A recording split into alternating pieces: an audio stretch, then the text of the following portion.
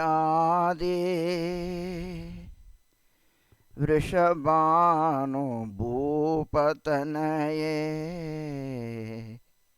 हे पूर्णचंद्रानने हे कांते कमनीय कोकिलरवे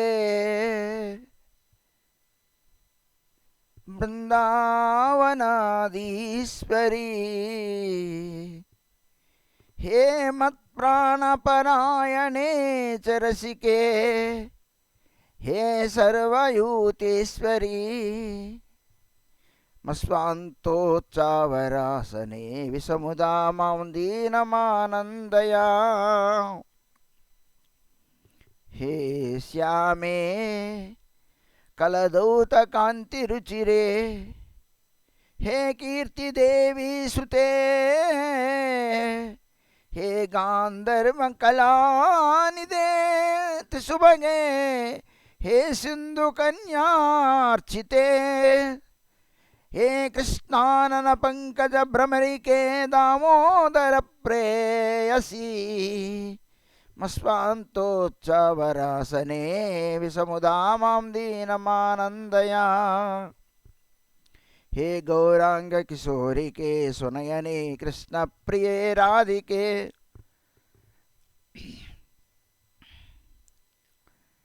हे वामाक्षि मनोजमान दलने संकेत संकेतिके हे गोवर्धन नाद चर्चित पदे हे गोपचूड़ामणे मस्वान्तोच्चावरासने विसमुदा मां दीनमानन्दया हे वृंदावन नागरी गुणयुते काश्मीर मुद्रांकिते रक्तालक्तकचर्चितांग्रिकमले हे चारुबिम्बादरे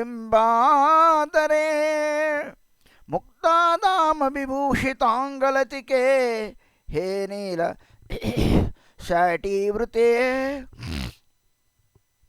मस्वान्तोच्चावरासने विसमुदा मां दीनमानन्दया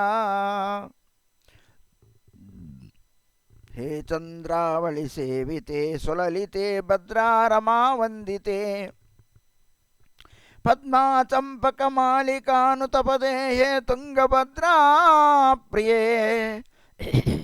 हे तन्वंगी मृगाक्षि चारुनयने हे रत्नमंजीकले मस्वान्तोच्चावरासने विसमुदा मां दीनमानन्दया रक्तांभोजचकोरमीननयने हे स्वर्णकुम्भस्तनी फुल्लांभोजकरे विलासिनि रमे इन्द्राणि सम्रादिते हे वृंदावन कुंज केळि चतुरे हे मानलीला करे मस्वान्तोच्चावरासने विसमुदा मां दीनमानन्दया हे कांच्यादि विभीषितोरुचिरे हे मंदहास्यानने गोलोकाधिपकामकेळिरसिके हे गोकुले सप्रिये कालिंदी तटकुंजवासनिरते हे शुद्धभाव प्रिये मस्वान्तोच्चावरासने विसमुदा मां दीनमानन्दया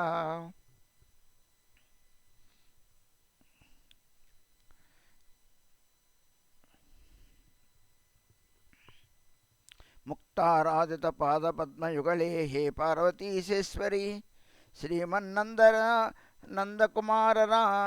श्रीमन्नंदकुमार मारजनिके नीलालकावृन्मुखे राकापूर्णवेन्दु सुंदरमुखे रामानुजानन्दिनी आगत्य त्वं वक्त्र विपिने मां दीनमानन्दया हरे कृष्ण कृष्ण कृष्ण हरे हरे हरे राम राम राम हरे हरे हरे कृष्ण कृष्ण कृष्ण हरे हरे हरे राम राम राम हरे हरे हरे कृष्ण कृष्ण कृष्ण हरे हरे हरे राम राम राम हरे हरे हरे कृष्ण कृष्ण कृष्ण हरे हरे हरे राम राम राम हरे हरे రాధా దామోదర రాధా దామోదర రాధా దామోదర రాధా దామోదర రాధా దామోదర రాధా దామోదర రాధా దామోదర రాధా దామోదర జయ రాధే जय राधे जय राधे जय राधे जय गौर हरि बोल हरि बोल हरि बोल हरि बोल।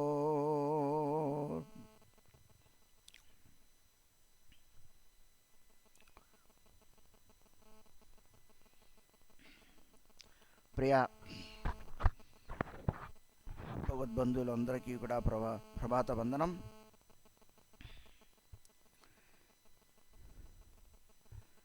ఈరోజు భ్రాతృద్వితీయ. ఈ విషయాన్ని సాయంత్రం మనం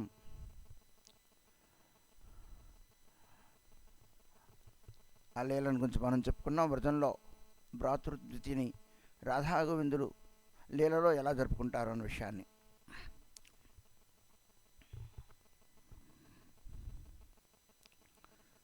సాయంత్రం ఆలోచన చేద్దాం.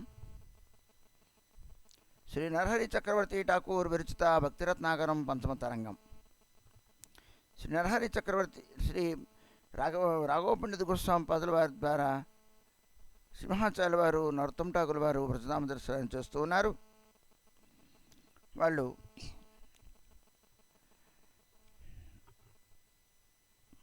ముగ్గురు కూడా గోవింద దర్శనాన్ని చేసుకున్నారు.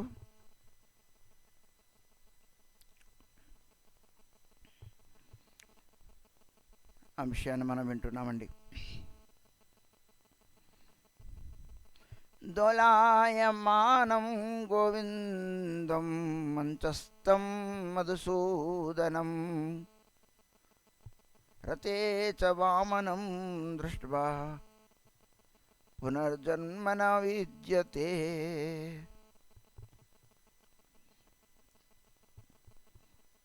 ఉయ్యాల్లో ఊగుతున్నవాడు,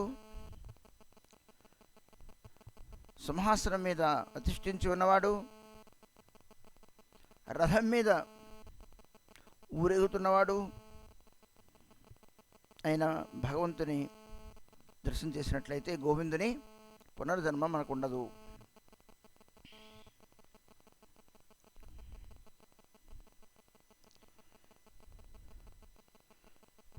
శ్రీ గోవింద దర్శన కొరియాతీనుజన్ హైల మహానంద జడాయలో నేత్రమన్ శ్రీకృష్ణ పండిత తినే देखिया उल्लासे श्रीमाला प्रसाद दिया मंगल जिज्ञासे राघव पंडित क्रमे सब निवेदिया सर्वत्र दर्शन कैल उल्लसित होया.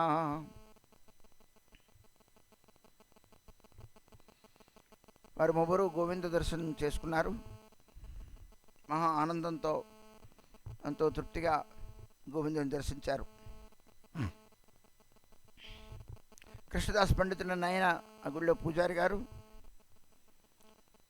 ఆయన వాళ్ళ ముగ్గురికి కూడాను ప్రసాదిమాల భగవత్ప్రసాదాన్ని ఇచ్చి కుశల మంగళాన్ని అడిగారు. రాఘవ పండిత గోస్వామి క్రమంగా వాళ్ళ యాత్ర అంతటినీ కూడాను సంక్షిప్తంగా ఆయనకు చెప్పి మేము సర్వత్రా దర్శనం చేస్తూ గోవిందుని పాదసన్నిధికి వాళ్ళు వచ్చామని సంగతి తెలియపరుస్తారు. జీవ గోస్వామిరు వాసా గేలెను త్వరాయ్ శ్రీజీవేరు మహానంద దికియా సవాయ్. ఇలా దర్శనం చేసుకుంటూ జీవ గోస్వామి పదుల వారు ఉన్న కుటీరానికి వస్తారు వాళ్ళ ముగ్గురు కూడా. వాళ్ళ ముగ్గురిని చూసి జీవ గోస్వామి చాలా ఆనందపడతారు. జీవ గోస్వామి పొందిన ఆనందాన్ని వాళ్ళు చూసుకోవడాను చాలా చూసి ఆనందపడతారు. రాఘవ పండిత గోస్వామి శ్రీ జీవేరే కహిల సకల సుని ఉల్లాస అంతరే दुए को दिवस रहिया वृंदावने राघव पंडित शीघ्र गेला गोवर्धने. ఈ విధంగా రాఘవ పండిత గోస్వామి జీవ గోస్వామి అన్ని విషయాలను చెప్పిన వారై ఉల్లాస హృదయులై 2 రోజులు ఆ బృందావనంలోనే ఉన్నవారై తమ కుటీరమైన గోవర్ధన గుహలో ఆయన ఉంటూ ఉంటారు. రాఘవ పండిత గోస్వామి అక్కడికి వెళ్ళేవారు. మనం ఇప్పుడు కూడా చూడొచ్చు ఆయన నివాసం ఉన్న గుహని గోవర్ధనలో. ఓహే శ్రోత మధుర మండల పరిక్రమ संक्षेपे कहिला इते अद्भुत महिमा ये महात्मा यत्ने पड़े जे सब सुनाई सबे सुनाई श्रेष्ठ गति प्राप्त से उद्धारे पक्षद्वय. గ్రంథకర్త చెబుతున్నారు, శ్రోతలారా, మధురామండల పరిక్రమాన్ని సంక్షేపంగా దాని అద్భుత మహిమని ఇక్కడంతవరకు చెప్పడం జరిగింది. ఎవరైతే ఈ మహాత్యాన్ని ప్రయత్నపూర్వకంగా చదువుతారో, ఎవరైతే వివరిస్తారో, ఎవరైతే వినిపిస్తారో, ఎవరైతే దర్శిస్తారో అందరూ కూడాను శ్రేష్టమైన గతిని పొందుతారు. ఇరుపక్షం విన్నవాళ్ళు చెప్పిన వారు ఇరువురు కూడాను, చూపించిన వారు చూసిన వారు కూడాను ఉద్ధరింపబడతారు.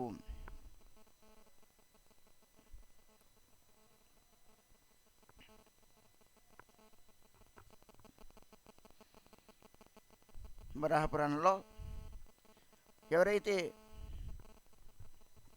మనస్సును ఉంచి మధురామహత్యాన్ని శ్రవణము పఠనము చేస్తారో, శ్రవణం చేస్తారు, చదువుకుంటారు, వాళ్ళు పరమగతి పొందుతారు. ఎవరైతే చదువుతారో వాళ్ళ యొక్క తండ్రి తల్లి యొక్క ఉభయ పక్షముల్లో ఉన్నవాళ్ళు ఉన్న వందలాది కులముల్లో ఉన్న వాళ్ళందరూ ఉద్ధరింపబడతారట. అటు 100 అంత వాళ్ళు తరముల వాళ్ళు, ఇటు 100 తరముల వాళ్ళు.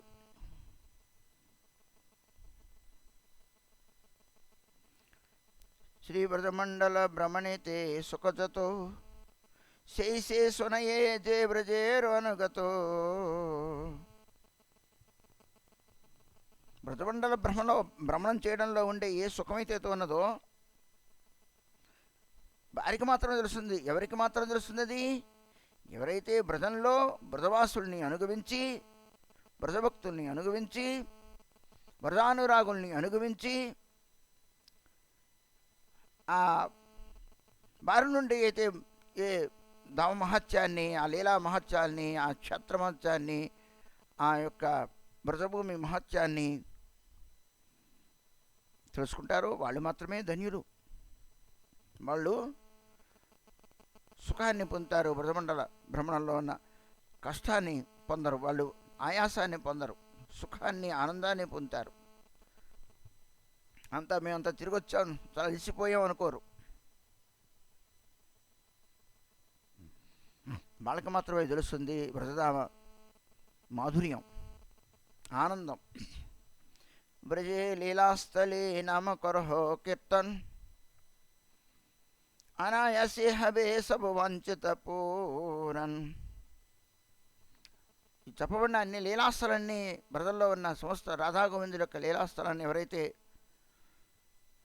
కీర్తిస్తారో అనాయాసంగా వాళ్ళ వాంఛిత కోరికలన్నీ కూడా తీరిపోతాయి, వాంఛితములు పూర్ణమవుతాయి.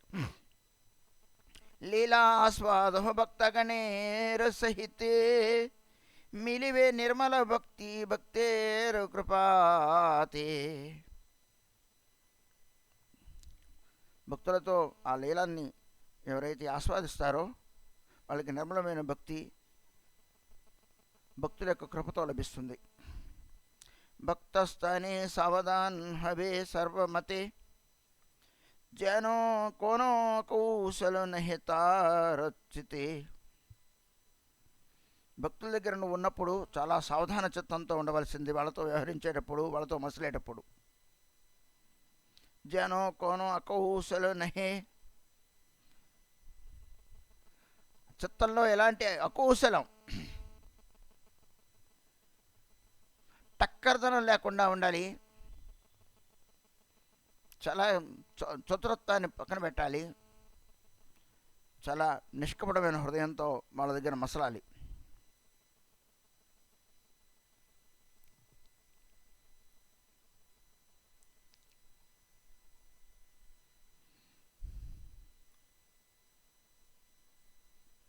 अकौशल होइलो सब है अंतराय प्रसंग पाया किचु कहियताय. నువ్వు కనుక అకౌశలం అంటే అసలు కుశలంగా లేకపోవడం అంటే ఒంట్లో బాగపోవడం అని కాదు అక్కడ అర్థం. నువ్వు సావధాన చిత్తుడిపై అపరాధములు లేకుండా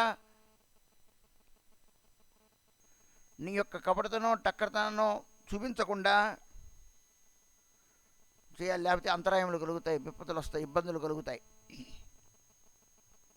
మనం జనరల్గా ఒక ఫండమెంటల్ పాయింట్ చెప్పుకుంటూ ఉన్నాం. ఏ వస్తువు అయితే చాలా విలువైనదో ఆ వస్తువు పట్ల ఉన్న అనాదరం అంతే గొప్ప అపరాధానికి కారణమైపోతుంది అనేది. ఈ విషయాన్ని మనం ఎల్లప్పుడూ కూడా గుర్తుపెట్టుకుంటూ ఉండాలి. ఏది ఎంతో విలువైన వస్తువు దాని పట్ల చూపించి అనాదర భావం ఉంటే చాలు మనసులో.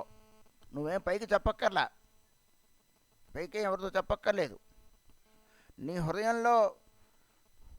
హృదయంలో కూడా ఒక వైష్ణవుడి పట్ల నీకు అనాదరభావం లోపల ఉండి భగవద్గీత వింటే నీకు భగవద్గీత పనిచేయదు.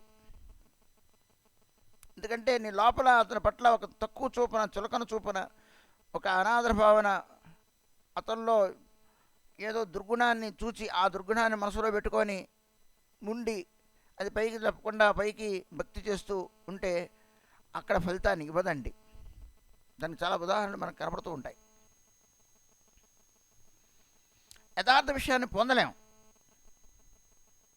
కథ చెప్పారు, వింటాము, మాకు తిరుగుతేటలు ఉన్నాయి, అర్థం చేసుకుంటాం, ఇవన్నీ విషయాలు వేరు. భజన మార్గంలో ముందుకు వెళ్ళలేము. దానిలోని మర్మాన్ని పట్టుకోలేము.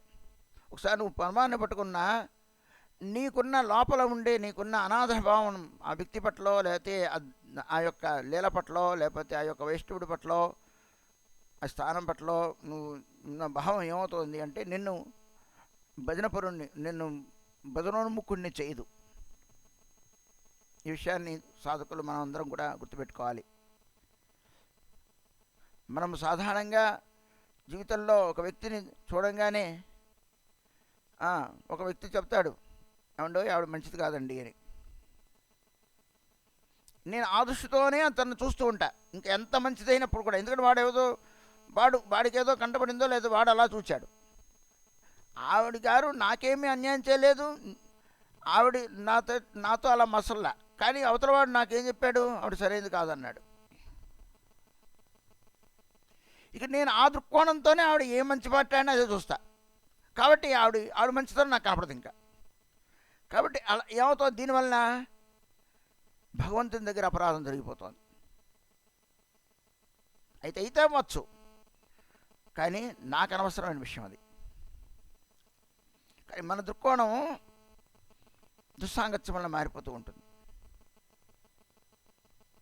తాను అనుకోడు నాలో ఎన్నో దుర్గుణాలు ఉన్నాయని. ఇతరుల యొక్క దుర్గుణం పట్టంగానే ఇంకా ఆ దుర్గుణాన్ని పట్టుకొని వేలాడుతూ ఉంటాడు. అరే నాకు ఎన్ని దుర్గుణాలు ఉన్నాయని వెంటనే రివర్స్ అయి చూసుకోవడానికి ప్రయత్నించలేడు. ఇలాంటి వ్యక్తి భగవద్భజన చేయలేడు. కళ్ళు కుండను తీసుకెళ్ళి ఎన్ని సముద్రాల్లో ముంచినప్పటికీ కూడా దాని వాసన పోనట్టు అపరాధం పోదండి. విషయాన్ని బాగా మనం గుర్తుపెట్టుకుంటూ ఉండాలి. సాధన భజనం అన్నది అది అసిధారావ్రతం లాంటిది, కత్తి మీద సాము లాంటిది. అది ఆటప్ప ఏమాత్రము కాదు. ప్రతి అడుగడుగునా కూడాను అపరాధం లేకుండా నడవాలి. జీవుల పట్ల, వైష్ణవుల పట్ల, ధామం పట్ల, మన యొక్క ఆ, మ్, లీలల పట్ల మనం చాలా సావధానం. అందుకని అకౌశలం మనకు పనికిరాదు. దానివల్ల మొత్తం అంతరాయములు జరుగుతాయి, విగ్రహాలు కలుగుతాయి. నేను ప్రసంగవశాత్తు ఇక్కడ నేను ఒకటి మాట చెబుతున్నాను అంటున్నారు. ఏకదినో రూప గోస్వామి బృందావని భావయే మానసే మహా ఉల్లసితమనే రాధికార వేష పరిచయ సఖీగన్ राधिकार वेश विरचय सकीगन पृष्ठ देशे रही कृष्ण करे निरीक्षण कृष्ण जे देखे नो तहा राधिका न जाने जानाई ते सखीर कौतुक बड़े मने विचित्र बांधने केसु कुरिया बंधन राधिकार आगे सखी धरिला दर्पण श्री राधिका निज मुख शोभा निरकिते मुख कृष्ण मुख चंद्र देखे से दर्पणेते व्यस्त होइलन राय लज्जा अतिशय लैया वसनो शीघ्र सर्वांग झापई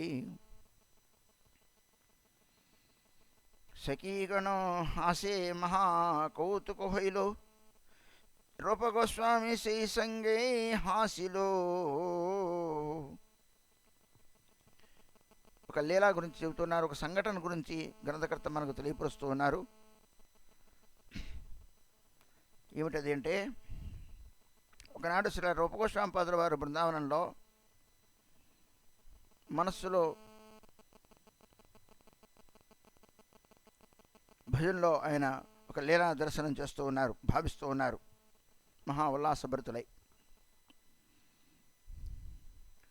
రాధాదేవి వేషరచన చేస్తూ ఉన్నారు. సఖీగణమంతా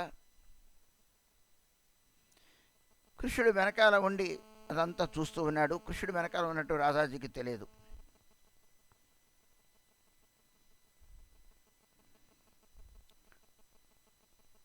చెప్పాలి అనుకున్నారు, కృష్ణుడు వెనకాల ఉన్నాడు రాధే అని చెప్పాలనుకున్న వాళ్ళు ఏమీ చెప్పలేకపోయారు. ఎందుకంటే ఆ కౌతుకాన్ని వాళ్ళు పొందాలనే ఉద్దేశంతో వాళ్ళందరూ కూడాను కృష్ణుడు ఉన్నప్పటికీ కూడా వెనకాలే తన వీపు వెనకాల ఉన్నప్పటికీ కూడా వాళ్ళు ఏమి చెప్పాల. వాళ్ళందరూ కూడా ఆ కౌతుకాంతో ఆనందపడాలి అనుకుంటున్నారు, అందుకని వాళ్ళు చెప్పలేదు. విచిత్ర బాంధనే కేశకొరియా బంధన్ రాధికారు ఆగే సఖీ దొరిలా దర్పన్. వేసరక్షణ అయిపోయింది, ఆ యొక్క జడ వేయడం అంతా వేస్తూ ఉన్నారు. ఎలా ఉందో చూసుకోమని దర్పణాన్ని ఇచ్చారు రాధికి. దర్పణం అంటే అద్దం. ఇవ్వలేదు, ఎదురుగుండా ఒక సఖి ఆ దర్పణాన్ని ఎదురుగుండా చూపించింది. రాధాదేవి నేను అలా ఉన్నాను అని తన ముఖాన్ని చూచుకుంటూ ఆ అద్దంలో కృష్ణుడి వెనకాల ఉన్న కృష్ణు యొక్క ముఖబింబాన్ని, ముఖ చంద్రమాన్ని చూచింది. వెంటనే ఆమె వ్యస్తరాలై చాలా లజ్జితురాలై ఆ పక్కన ఉన్న వస్త్రాన్ని తీసుకొని కప్పుకొని ఆమె కప్పుకుందిట. సఖి అందరూ కూర్చొని చేస్తున్నారుగా, అదంతా జరుగుతోంది. వెంటనే సఖులందరూ మహాకౌతుకంతో నవ్వుతున్నారు. ఈ లీలంతా కూడా రూపగోస్వామి పాదుల వారు వాళ్ళతో పాటు ఆయన రూపమంజరి రూపుడు అయి ఉన్నారు కాబట్టి ఆయన సిద్ధభావంతో ఆయన ఉన్నారు. ఆ లీలని ఆయన వారు వాళ్ళతో పాటు నవ్వేశారు. మనం చూడండి, మనం కూడా ఏదో పని చేసినప్పుడు ఏదైనా గుర్తొచ్చిందనుకోండి, ఆచార్య గారు ఏదో జోకేశారు, అదేదో గుర్తొచ్చిందనుకోండి, మీరు వంట చేసేటప్పుడు మీలో మీరు నవ్వుకుంటూ ఉంటారు. అలాగా మనము ఏ విధంగా ఇది స్వతః సిద్ధమో, మనకి ఎలా స్వతః సిద్ధ మనసు గోవుకున ఎక్కడైనా అది బాగా హృదయంగం అయిందనుకోండి, ఆ మాట గుర్తుకొచ్చి మనం నవ్వుకుంటూ ఉంటాం. అలాగా దివ్య ప్రపంచంలో భావ జగత్తులో భగవంతుని నీళ్ళు కూడా మహాత్ములకి అలా స్మరణకు వస్తూ ఉంటాయి. ఇది ఎంత మన అది ఎంత గుర్తుండిపోయి ఏ విధంగా అయిందో మనం ఈ జనాలతో ఆ రకమైన లింకప్ కలిగి ఉన్నాం. అలానే ఆయన ఆ భగవంతులతో ఆ లీలలతో ఆయన లింకప్ కలిగి ఉన్నాడు. మనం ఎంతసేపు కూడాను మనకు అదే స్పృహ కలగదండి. మనకు ఆ భగవద్గీతం లేదు, అలాంటి భగవద్గీతం లేదు. ప్రాపంచిక విషయములతో వ్యక్తులతో ఉన్న కారణం చేత వాళ్ళు ఏదైనా మాట ఉన్నప్పుడు అది ఒక గుర్తొస్తుంది. ఆ వ్యక్తిని ఏదైనా ఇండైరెక్టో డైరెక్ట్గానో అన్నారనుకోండి, అది ఆటోమేటిక్గా అది తెచ్చు పెట్టుకున్నదేం కాదు, అది గుర్తొచ్చి మనసులో నవ్వుకుంటూ ఉంటాం. ఎంత సహజంగా ఉంటుందో అంత సహజంగా మహత్తులు లీలా దర్శనం చేస్తూ ఉంటారు, లీలా మునిగి ఉంటారు భావంలో.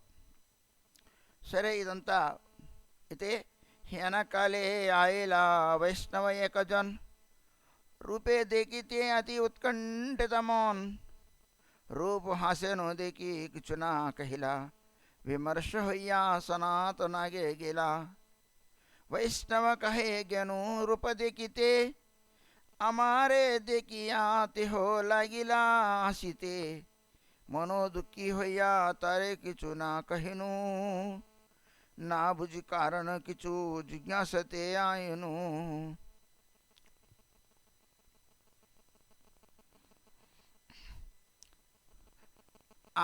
అలాంటి టైంలో రూపగోస్వామిపాదవాన్ని దర్శించడానికి ఉత్సాహంతో ఆయన్ని ఒక వైష్ణవుడు వెళ్ళారు. ఆయన ఎప్పుడు పూర్వం చూడలేదు ఆయన్ని. రూపగోస్వామిపాదం దర్శిద్దామని వెళ్ళారట, ఒక వైష్ణవుడు వెళ్ళారట ఆయన దగ్గరికి. ఆ టైంలో రూపగోస్వామిపాదుల వారు ఆయన దివ్య ప్రపంచంలో ఉండి ఆయన నవ్వుతూ ఉన్నారు. ఆయన ఆ నవ్వుతూ ఉన్న కారణం చేత ఏం మాట్లాడలేకపోయేవతల ఆయన. ఆ నవ్వు కూడాను ఏదో అట్టహాసంగా ఉండదు, మృదుమధురంగా ఆయన దృష్టి ఫలకమునకు ఆ లీల దర్శనం అవుతోంది. మనసంతా కూడా అక్కడే ఉంది, దేహం అయితే ఇక్కడ ఉంది. నవ్వుతూ ఉన్నాడు ఆయన. అంటే నవ్వుతూ ఉండమంటే మధురంగా ఆ లీలని ఆనందపడు. ఆ లీలలో ఆయన ఆయన ఆయన నిమజ్జితుడయ్యాడు. ఆ లీలలో లీలానందంలో ఆనంద సముద్రంలో నిమజ్జితుడై ఆయన కూడాను అందులో ఒకడైపోయి నవ్వుతూ ఉన్నాడు. ఈ ప్రపంచంలో ఎవరు వచ్చారు ఎవరు లేదు అనేది పాపం ఆయన కంటికి కనపట్ల రూపగోస్వామిపాదుల వారికి. ఆయన పూర్తిగా దేహం అయితే ఇక్కడపై వాళ్ళకి మనకేదో కనపడుతుంది, కానీ పూర్తిగా తను ఆ మంత్రి భావంతో అక్కడ ఆ లీలని ఆయన దర్శనం చేస్తూ ఉన్నారు.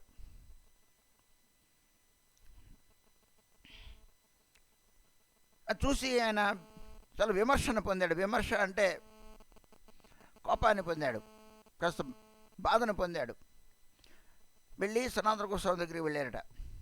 వైష్ణవ కహే గేను రూపు దికితే ఆయనతో అంటున్నారు, అయ్యా నేను రూపగోస్వామిని చూడడానికి వెళ్ళాను, నన్ను చూసి తేహో లాగిలా హాసితే, నన్ను చూసి ఆయన నవ్వుతున్నాడండి, ఏం మాట్లాడలేదు. మనోదుఖంతో నేను నేనేమి ఆయన దగ్గర ఇంకేం మాట్లాడలేదు. ఆ నవ్వుతుంటే ఏం మాట్లాడేది, నేను మాట్లాడలేదు. కారణం ఏంటో నాకే తెలియదు, మిమ్మల్ని అడగడానికి వచ్చాను అన్నాడు ఆయన, ఆ వైష్ణవుడు సనాతన గోస్వామిపాదుల వారిని. जे निमित्त हास्यता कहिला सनातन सुनी वैष्णवेर हईलो खेद युक्त मन वैष्णव कहेनो ये समय क्यानो गेनु तार मन ना बुझी अपराध कैनु. ఏమన్నారైనా ఎందుకు నవ్వారు అన్న విషయాన్ని సనాతన గోస్వామి గ్రహించి చెప్పగలిగారు. రూపగోస్వామిపాదుల వారికి హృదయం సనాతన గోస్వామి తెలియకుండా ఎందుకు ఉంటుంది? వైష్ణవుడు హృదయం వైష్ణవుడికి తెలుస్తుంది, వైష్ణవుని యొక్క మనస్సు వైష్ణవుడికి తెలుస్తుంది. వైష్ణవులం కారణం చేత మన వైష్ణవుని అపార్థం చేసుకుంటూ ఉంటాం. ఆయన ఏ ఉద్దేశంతో ఎందుకన్నాడు ఆ మాట? నన్ను కోపాడారండి అంటావు, నిన్ను ఎందుకు కోపడతారైనా?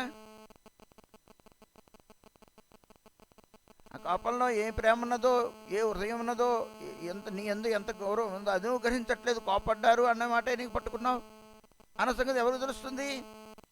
సాధారణ వ్యక్తులకు సరిపోదు. ప్రపంచంలో ఉన్న వ్యక్తులు అందరూ కూడా వాటిల్లో ఉంటూ ఉంటారు, అది వైష్ణవుడికి తెలుస్తుంది. కాబట్టి సనాతన గోస్వామిపాదుల వారు దానికి కారణం చెప్పారట. ఆ విషయాన్ని ఆ వైష్ణవుడు విని చాలా దుఃఖించాడు. అయ్యో, నేను ఇలాంటి సమయంలో వారి దగ్గరికి నేను ఎందుకు వెళ్ళాను, అయ్యో ఆయన మనస్సును తెలుసుకోక నేను ఆయన పట్ల దగ్గర నేను అపరాధం చేశాను కదా అనుకొని ఆ వైష్ణవుడు మనసులో బాధపడ్డాడు. తన యొక్క తప్పు తాను తెలుసుకున్నాడు ఆయన. అయితే ఏ చేసే వైష్ణవు అతి వ్యాకుల హొయిలు సనాతన గోస్వామి తహారు స్థిరు కైలు యథారూపమగ్నో ఛిలా లీలా దర్శనే శ్యానందో అంతర్ధాన హొయిలు సర్వశేక్షణే. నేను అయ్యో వైష్ణవాపరాధం చేశాను నేను చాలా వ్యాకులచిత్తుడైపోయాడు ఆయన. భోజనంలో మనం వెంట్రుక పడినప్పుడు కూడా పెట్టేటప్పుడు మనకేమీ ఒక వ్యాకులత్వం కనపడదండి. అయ్యో ఆయనకి రాకరాకొస్తారు, మనం భోజనం పెట్టాము, ఆయన ఒంట్లో వెంట్రుక పడింది, ఆ వ్యాకులత్వం కానీ ఆ బాధ కానీ ఎక్కడ ఆచరణలో కానీ మొహంలో కానీ మా కౌలికల్లో కానీ అసలు అదే లేదు. తప్పు చేసామని వ్యాకులత్వం, అపరాధం చేసామనే వ్యాకులత్వం, దోషమనే వ్యాకులత్వం, దానివల్ల నాకెంతో అమంగళం కలుగుతుందనే బాధ ఏమీ మనకు లేదు అంటే మనకు ఎలాంటి స్థితిలో ఉన్నామో అర్థం చేసుకోండి. అన్న వ్యక్తులు మనకు కనపడుతూ ఉంటారు. ఇక్కడ ఆయన ఏమీ అపరాధం చేయలే, నన్ను చూసి నవ్వాడు అనుకుని వెళ్ళిపోయాడు అంతే. ఆయన మనసులో ఆయన పాపం రూపగోస్వామి వారిని ఆయన డిస్టర్బ్ చేయలే. ఏంటంటే నన్ను చూసిన మీరు నవ్వుతున్నారు అనలా. ఆయన వచ్చారు, నవ్వుతూ ఉన్నారు, ఆయనకి తెలియదు లీలలో నవ్వుతున్నారు సంగతి.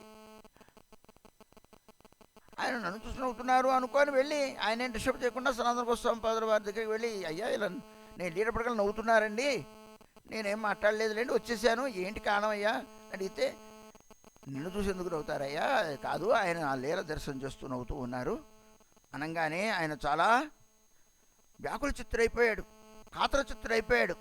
అయిపోయి సనాతన గోస్వామిని దగ్గర అడిగితే ఆయన ఊరడించారు ఆయన్ని. ఆ వ్యాకులత్వం అలా అవసరం, అది రమ్మంటే రాదు, అవసరమైతే కరెక్టే, రాదు. వైష్ణవుడు అయితే వైష్ణవుడికి, అందుకనే వైష్ణవుడు అన్నారు ఇక్కడ ఆయన గ్రంథకర్త.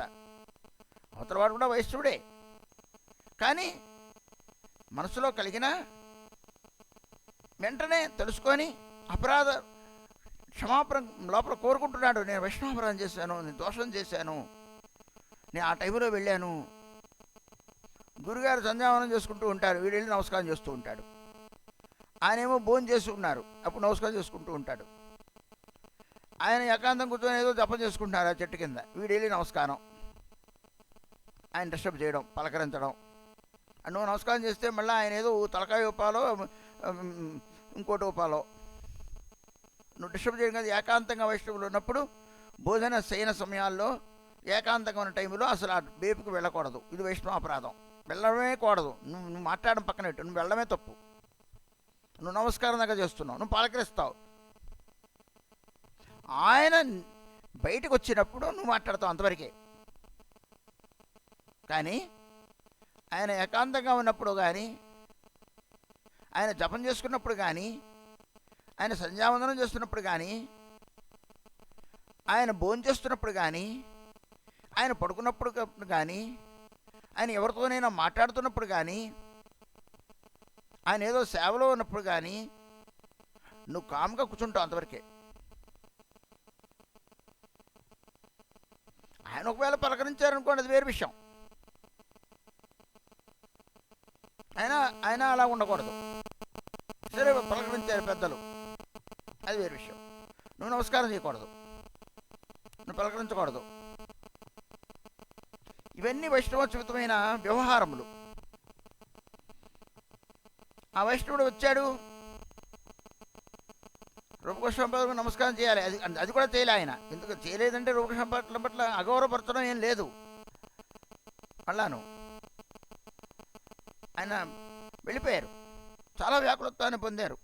సనాతన గోస్వామి ఆయన్ని ఊరడించారు. యథారూపమగ్న చిలో లీలా దర్శనే. రూపగోస్వామి వారు లీలామగ్నుడై ఉన్నారు. ఆ సమయంలో హఠాత్తుగా ఆనందో అంతర్ధాన హొయిలు శిక్షణే.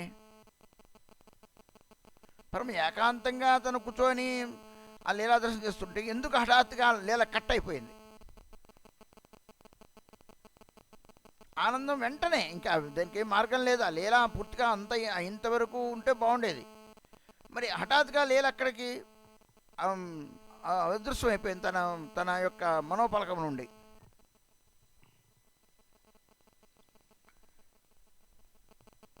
రూప వ్యాకుల హుయ్యా చతుర్దికే చాయ్ মনে স্থির কইল কেহ আইলা యతాయ్ అపరాధ হইলা মোর তার সম্মানে এই যে বিচারিয়া চলে গোস্বামীর స్థానే. వెంటనే ఆయన బాహ్య ప్రపంచానికి వచ్చి అటు ఇటు చూచారు. చాలా వ్యాకులుడై మనస్సులో స్థిరపరుచుకున్నారు. నన్ను చూడడానికి ఎవరో వచ్చి ఉన్నారు, నేను వాళ్ళని పలకరింపలేకపోయాను. నేను నా నీలా దర్శనంలో నేను భావనలో ఉన్న సందర్భంలో బహుశా నన్ను దర్శనానికి వచ్చాను, నేను వాళ్ళని పలకరించలేకపోయాను. నేను వాళ్ళకి వస్తే నేను సాగర సత్కములు పెట్టాలి, రండి కూర్చోండి, లేకపోతే ప్రతి నమస్కారం చేయాలి, లేకపోతే నేను ఒక నవ్వుతోనైనా వాళ్ళని ఆదరించాలి, రిసీవ్ చేసుకోవాలి. నాకు వాళ్ళు వచ్చారు, నేనేమో రిసీవ్ చేసుకోలేదు అనుకుంటాను, నేను వాళ్ళని పట్టించుకోలేదు అనుకుంటాను. ఆ అపరాధ కారణంగా నాకు అపరాధం అయింది. వాళ్ళని అసమ్మాన కారణంగా, వాళ్ళని సన్మానించిన కారణంగా అంటే ఏదో పూలమాల ఎక్కర్లా. తన దగ్గరకు వచ్చిన వ్యక్తిని కనీసం మనకు కనపడుతూ ఉంటారు మనుషులు, మాట్లాడుతూ ఉంటే మాట సమాధానం చెప్పడం. మనిషి వస్తే రిసీవ్ చేసుకోవడం తెలియదు. గుళ్ళు గోపురాలు కూడా వెళ్ళినప్పుడు కూడా ఇవన్నీ బాగా కనబడుతూ ఉంటాయి. ఎగదిగా చూసే వ్యక్తులు కనబడుతూ ఉంటారు. చూడండి, ఇది రూపగోస్వామి సనాతన గోస్వామి విషయం. ఆయన వాళ్ళ యొక్క ఆలోచన ద్వారా వైష్ణవత్వం అంటే మాల తిప్పడం కాదు మనకి. నేను నిన్న కూడా చెప్పాను, మహాప్రభు చెప్పారు, హరినామం చేయడం గొప్ప కాదు, నీకు వైష్ణవ లక్షణాలు ఉండవనేది గొప్ప. దాంతో నువ్వు హరినామం చేయి. ఆయన అంత నీలాదర్శనం చేస్తూ ఉన్నాను, నన్ను ఎవడో రిషవ్ చేశాడు, నీలా ఉన్నప్పుడు ఎవడొచ్చాడు వాడు అంట్లా. లీలా అదర్శనం అయిపోయింది, ఆ బాధ వేరు. కానీ నేను అపరాధం చేశాను వెంటనే గ్రహింపగలిగాడు రూపగోస్వామి వారు. ఆయనే అపరాధం చేయలే, రూపగోస్వామి అపరాధం చేయలేదు. ఏమనుకుంటున్నారు ఆయన, నేనేదో అపరాధం చేయడం బట్టే కదా లీలా నాకు పూర్ణంగా దర్శనం లేకపోయింది, నా మనసుకు ఎందుకో నేను అపరాధం చేసినట్టు నాకు అనిపిస్తోంది. అదంతా చాలా సూక్ష్మమైన విషయం, చాలా చిన్న విషయం. రూపగోస్వామి స్థాయి ఏమిటి, సనాతన స్థాయి ఏమిటి, ఆ వచ్చినవాడు వైష్ణవుడికి స్థాయి ఏమిటి, అదంతా అనవసరం. అండ్ రూపగోస్వామి యొక్క వైష్ణవ హృదయం ఎలా ఉన్నదో ఆలోచించండి. వైష్ణవుడు అయిన వాడు ఇలాంటి హృదయం కలిగి ఉండాలి.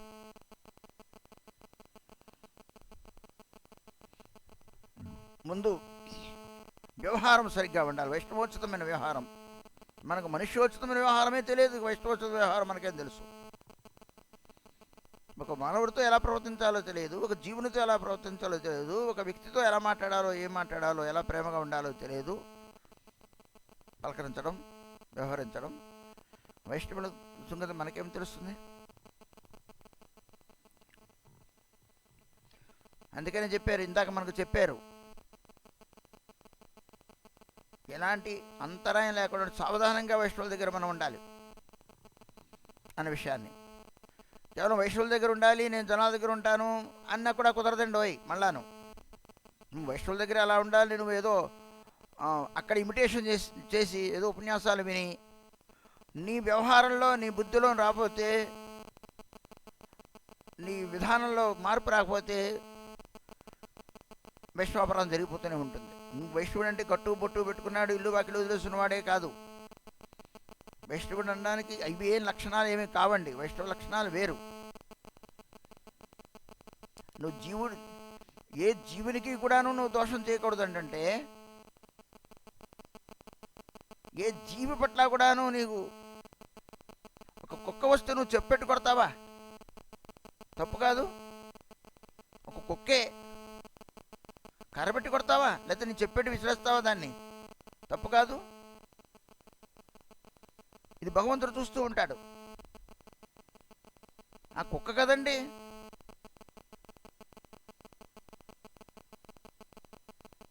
నువ్వు దాన్నే మేళం పూలమాల గౌరవించట్లా. నువ్వు అనుచిత కార్యం చేయకూడదు కదా. నువ్వు వైష్ణవుడు కదా, సర్వజీవుల హృదయంలో భగవంతుడు ఉన్నాడని కదా.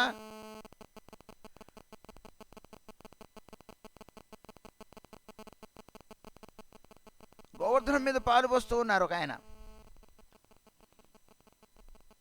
అదేదో కుక్క వచ్చింది నాగడానికి. అది ఎందుకంటే అది అక్కడ అక్కడ అక్కడ నివసించే ఆ కుక్కది. అయాచనగా లభ్యమైన దాన్ని అక్కడ పాలు పోస్తూ ఉంటే పాలు తాగుతుంది దానికి. ఎందుకంటే తనకు కడుపు ఉంది, ఆకలి ఉంది, తనకి ఏది లభిస్తే అది లభిస్తుంది. అది శుక్రమైన కుక్క. అది గోవర్ధనకు పాదోతకం తాగుతోంది. అక్కడ పాలు పోస్తూ ఉంటే దాని మీద వచ్చి నాకు గుంటగా ఏర్పడితే ఆ పాలని తాగుతోంది, నాకుతోంది. అది గోవర్ధన పట్ల అపరాధం చేయట్లా. మనం ఏం చేస్తాం? నేను గోవర్ధన పూజ చేస్తూ ఉన్నాను, ఆ కుక్క వచ్చింది. నీకు కుక్క ఉన్న భావన వచ్చింది. నువ్వు వరదంలో ఉన్నావు, నువ్వు కుక్క అనే భావన నీకు కలుగుతోంది. నీ ఇంట్లోకి వచ్చే పాలు పోయట్లే, నీ నీ నీ నీ గిన్నెలో పాలు తాగట్లేదు. అది నువ్వు గోవర్ధనుడికి అభిషేకం చేసిన పాలు ప్రసాదం తీసుకుంటావు. తప్పే ఉంది ఆ జీవిని తీసుకోవడంలో. నువ్వు వెళ్ళిపోయిన తర్వాత అయినా తీసుకుంటుంది. నువ్వు అక్కడి నుంచి వెళ్ళిపోయిన తర్వాత అక్కడ పాలు ఏదో ఉంటాయి, దాన్ని నాకుతుంది. ఆ వాసనకో దానికో ఆ పాలు ఉంటే తాగుతుంది. అది ఎంత అదృష్టవంతురాలు. గోవర్ధనం మీద వేసిన పాలని నాకింది అక్కడ. మరి నాకడం తప్పు కదండి గోవర్ధనుడిని. అది నీ పట్ల వివేకం ఉన్న నువ్వు మానవుడి పట్ల. నువ్వు అది ఉన్న పరిసరానికి వెళ్ళడమే తప్పు. నువ్వు కాలు పెట్టిందంత కూడా గోవర్ధనమే ముందు. అదేమో మట్టిపై కనపడుతుంది కానీ నీకు కనపట్ల. అది గోవర్ధనమే. ఆ ఎలాకా అంతా గోవర్ధనమే. నువ్వేమనుకుంటున్నావు? గోవర్ధన పూజ చేశాను, నేను పాలు పోసాను, కుక్క నాగుతుంది, చిచ్చి అన్నావు. భగవంతుడు ఏ జీవి రూపంలో వచ్చాడో ఎవరికి తెలుసు? అయినా ధామంలో నివసిస్తున్న కుక్కని నువ్వు ఎక్కడో వచ్చిన వాడివి. నువ్వు ధామవాసివి కాదు. అది ధామంలో పుట్టింది. అది ఆ జీవి. అది కుక్క రూపంలో ఉంది. తాను తపస్సు చేసింది. నేను అలానే ఉంటాను, చీచి అనేలాగే నేను ఉంటాను. నేను మనుష్య జన్మ పొందినట్లయితే నాకు అహంకారం వస్తుంది, అభినవేశం వస్తుంది, అభిమానం వస్తుంది. నేను కుక్క జన్మ హీనమైన జన్మాన్ని పుట్టాలనుకున్నాడు. నీకు ఆ దృక్కోణం నాకు ఉండాలి. వ్రతంలో ఉన్న వస్తువులు నీవు కూడాను ఉంది. నేను భగవత్సేవ చేస్తూ ఉంటాను, ఇతర జీవుల్ని నేను చులకన దృష్టిలో చూస్తాను. మనుష్యుడే కాదు, వైష్ణవుడే పక్కన పెట్టండి, వాళ్ళ పట్ల దోషం. సామాన్య జీవి పట్ల కూడా మనం అపరాధం చేయరాదు. ఈ దృక్కోణంలో మనకు ఉండాలి. ఇది మన వ్యవహారంలో, మన నడకలో, మన విధానంలో ఉండాలండి. వైష్ణవుడు అంటే అది ఒక తెచ్చిపెట్టుకున్నది కాదు, మన యొక్క స్వభావమై ఉండాలి వైష్ణవత్వం అంటే. వైష్ణవత్వం అంటే మనకు అది స్వభావం అన్నమాట. వైష్ణవత్వం అనేది అదేదో జపం చేయడం వైష్ణవత్వం కాదు, ఇంకేదో కాదండి. అసలు మన స్వభావమే ఒక వైష్ణవోచితమైన స్వభావానికి మళ్లింపజేసుకుంటూ భగవదారాధన చేయాలి, ఎలాంటి అపరాధములు లేకుండా. మనం వైష్ణవుడు అయితే అలాంటి అపరాధాలు మనకు కలగవు. మనము నేర్చుకుని తెచ్చిపెట్టుకున్న వైష్ణవత్వంగా. అందుకని మనం ఏం చేస్తూ ఉంటాం? ఏకవచనంతో ఇతరుల్ని సంబోధిస్తూ ఉంటాం, చిన్న చూపు చేసి వాళ్ళని చూస్తూ ఉంటాం, పలకరిస్తూ ఉంటాం. ఈ భావాలన్నీ కూడాను ప్రింటింగ్ అయిపోవడం వల్ల నాకు భగవద్భావం కలగదు. అవతల వాళ్ళ దోషాన్ని చూస్తాం కానీ గుణాన్ని మనం చూడలేం. వైష్ణవులు అవన్నీ చూడకుండా చూస్తూ ఉంటారు కానీ అవతల వాళ్ళకి అది తెలియక ఆ వైష్ణవం అవతల వాళ్ళు ఉండదండి. కాబట్టి వాళ్ళకి తెలియదు, వాడు సిగ్గు లేదు, బుద్ధి లేదు అనుకుంటూ ఉంటారు. కానీ అవతల వ్యక్తి అభినవేశం లేనివాడు, ఆ విషయాన్ని గ్రహింపడానికి వాళ్ళకు శక్తి లేదు. వైష్ణవుడిని అర్థం చేసుకోగలడు. వైష్ణవోచితం వ్యవహారం వైష్ణవుడు అయిన వాడే ముందుకు వెళ్ళగలడు. ఇక్కడ రూపగోస్వామిపాదుల వారు, అయ్యో నేను అగౌరవపరిచి నేను అపరాధం చేశానని బాధపడిపోతున్నారు రూపగోస్వామిపాదుల వారు. తనేం ఆ వ్యక్తిని చూడలేదు, ఎవరు వచ్చారో తెలియదు, ఏమో తెలియదు. ఆయనకు లీల లీల కట్ అయిపోయిందనేది ఒక బాధ అయితే, దానికి కారణం వల్ల ఆయన బాధపడుతూ ఉన్నాడు ఎక్కువగా. అంటే ఏమిటి? మనం భగవద్గీత మనం జపమాలు చేస్తున్నాం అనుకోండి, జపం చేసుకుంటున్నాం అనుకోండి, ఎవరు వచ్చారు అనుకోండి, అబ్బే ఆయన రాయడం వల్ల నా జపం చేయలేకపోయాను అని అనుకుంటాం తప్ప కానీ, నేను వైష్ణవుడు వచ్చాడు నేను గౌరవించలేకపోయాను అంటే వాడు వచ్చాడు నా టైం వేస్ట్ చేశాడు. ఈ లోపల భావన పెట్టుకొని అయ్యో అన్నమ్మ లేదు అన్నమ్మ లేదు. నువ్వు భగవద్భజనం అనేది వేరండి. భగవద్భజనం అనేది ఒక వ్యక్తి మనకు ఫోన్ చేశాడు, లేకపోతే ఒక వ్యక్తి మనకు నీ భగవద్భజనం కంటే కూడాను ఆ వ్యక్తితో నువ్వు గౌరవించడం అనేది నీ బిహేవియర్. నువ్వు ఆయన దగ్గర రిక్వెస్ట్ చేయాలి, అయ్యా నేను 5 నిమిషాలతో మాట్లాడతాను, లేకపోతే నేను పర్లా మాట్లాడతాను. ముందు పలకరించాలి, నువ్వు రిసీవ్ చేసుకోవాలి. మరి జపం చేసాడు మాట్లాడకూడదని నువ్వు మాట్లాడకూడదు. ఎవరైనా ఒక వైష్ణవుడు వచ్చాడు, ఒక వ్యక్తి వచ్చాడు, ఆయనకు నువ్వు సమాధానం చెప్పాల్సిన అవసరం నీకు ఉంది. ఇది భగవద్భజన కాదనుకుంటాం మనం. మనకు భగవద్భజన అంటే తెలియక చెప్పేది అది. లోకల్లో వ్యవహారం అనేది లోక వ్యవహారం కాదు, వైష్ణవోత్సవ వ్యవహారం వేరండి. లోక వ్యవహారం వేరు, రెండు ఒకలాగే కనబడుతున్నాయి కానీ కాదండి. వాడి యొక్క దృక్కోణం వేరు, ఆలోచన వేరు, చింత వేరు. ఇప్పుడు రూపగోస్వామి పంతులు వారు నా ఆనందం అంతర్ధానం అయిపోయింది అయ్యో అని అనుకోట్లా. ఆయన వ్యాకులత్వం దేనికి?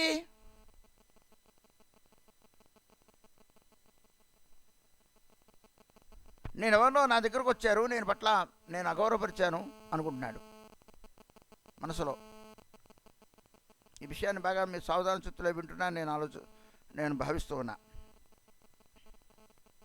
అపరాధ హైలము రుతారు అసమ్మాని এইচে విచారియా చొలే గోస్వామిరో స్థాని. అయ్యో నాకు అపరాధం అయిపోయింది అనుకుంటూ ఆయన అగౌరవపరిచా. నేను ఆదరించలేకపోయాను వచ్చిన వ్యక్తిని. ఆయన జపం తీసుకోలేకపోతున్నాడు, ఆయన అక్కడ కూర్చోలేకపోతున్నాడు రూపగోస్వామి పంతులు వారు. అపరాధ క్షాళనార్థం వ్యాఖ్యలు పడిపోతున్నాడు ఆయన. ఎవడొచ్చాడో నా లీలా దర్శనం మన యొక్క యాంగిల్ ఎలా ఉంటుంది, ఆ పెద్ద భక్తుడు అనుకున్నట్టు. లీలా దర్శనం చేసి అంత గొప్ప స్థితి కలిగిన వాడు రూపగోస్వామి పంతులు వారు. ఆయన దేనికే ఆయన అంత వ్యాఖ్యలు పడిపోతున్నాడు. అయ్యో అపరాధం చేశాను ఆ వైష్ణవుడి పట్ల. ఆయనకి ఇంత చూడలేదు, ఏమీ చేయలేదు, తనకేమీ తెలియదు. వెళ్ళాడు వెంటనే పరిగెత్తుకుంటూ సనాతన గోస్వామి పంతులు వారి పక్కన కుటీరం ఉంటే ఆయన దగ్గరికి వెళ్ళారు.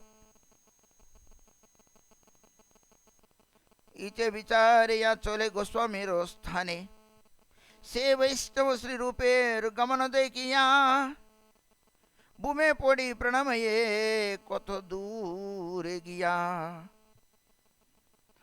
సనాతన గోస్వామి దగ్గర ఆ వైష్ణవుడు ఉన్నారు, ఆయనతో మాట్లాడుతూ ముచ్చరిస్తూ ఉన్నారు. రూపగోస్వామి పంతులు ఇదంతా కూడాను క్షణాల్లో జరిగిపోయింది. రూపగోస్వామి పంతులు అంటే సనాతన గోస్వామి వెళ్ళేప్పటికల్లా ఆ వైష్ణవుడు అక్కడ ఆయనతో సనాతన గోస్వామితో మాట్లాడుతూ ఉండదు, దగ్గర చెంతన ఉండదు. రూపగోస్వామి పంతులు చూశారు.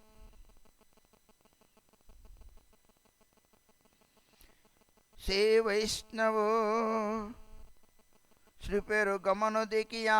రూపగోస్వామి పంతులు వారు అక్కడికి రావడం చూసి సనాతన గోస్వామి కుటీరానికి వస్తూ ఉండడం చూసిన వాడే ఆ వైష్ణవుడు. వస్తూ ఉండడం చూశాడంతే, దగ్గర రాలా, దూరం నుండే నమస్కారం చేశారు. భూమే పొడి ప్రణమయే కొత్త దూరే గియా. చూడండి, ఇక్కడ వైష్ణవులు ఎవరైనా వస్తే, ఇంటికి వస్తే ఇంగో ఇంగో ఇంగో అంటూ పైకి రా, అట్రా ఇట్రా, ఇలా రా, అటు మెట్లున్నాయి ఇటు మెట్లున్నాయి చెబుతారు. ఒక్క నిమిషం పైనుంచి కిందకి రాలేవు, తీసుకెళ్ళలేవా ఒక వైష్ణవుడిని? ఆయనకి నీళ్ళు తెలియదు, మొట్టమొదటిసారికి వచ్చారు, ఆయన వస్తున్నానని తెలుసు. నువ్వు 3 అంతస్తుల మేడ మీద ఇంగో అంగో రా అంటావా? తప్పు కాదు అది. వస్తున్నానని చెప్పారు, ఫోన్ చేశారు, కిందకి రావచ్చుగా.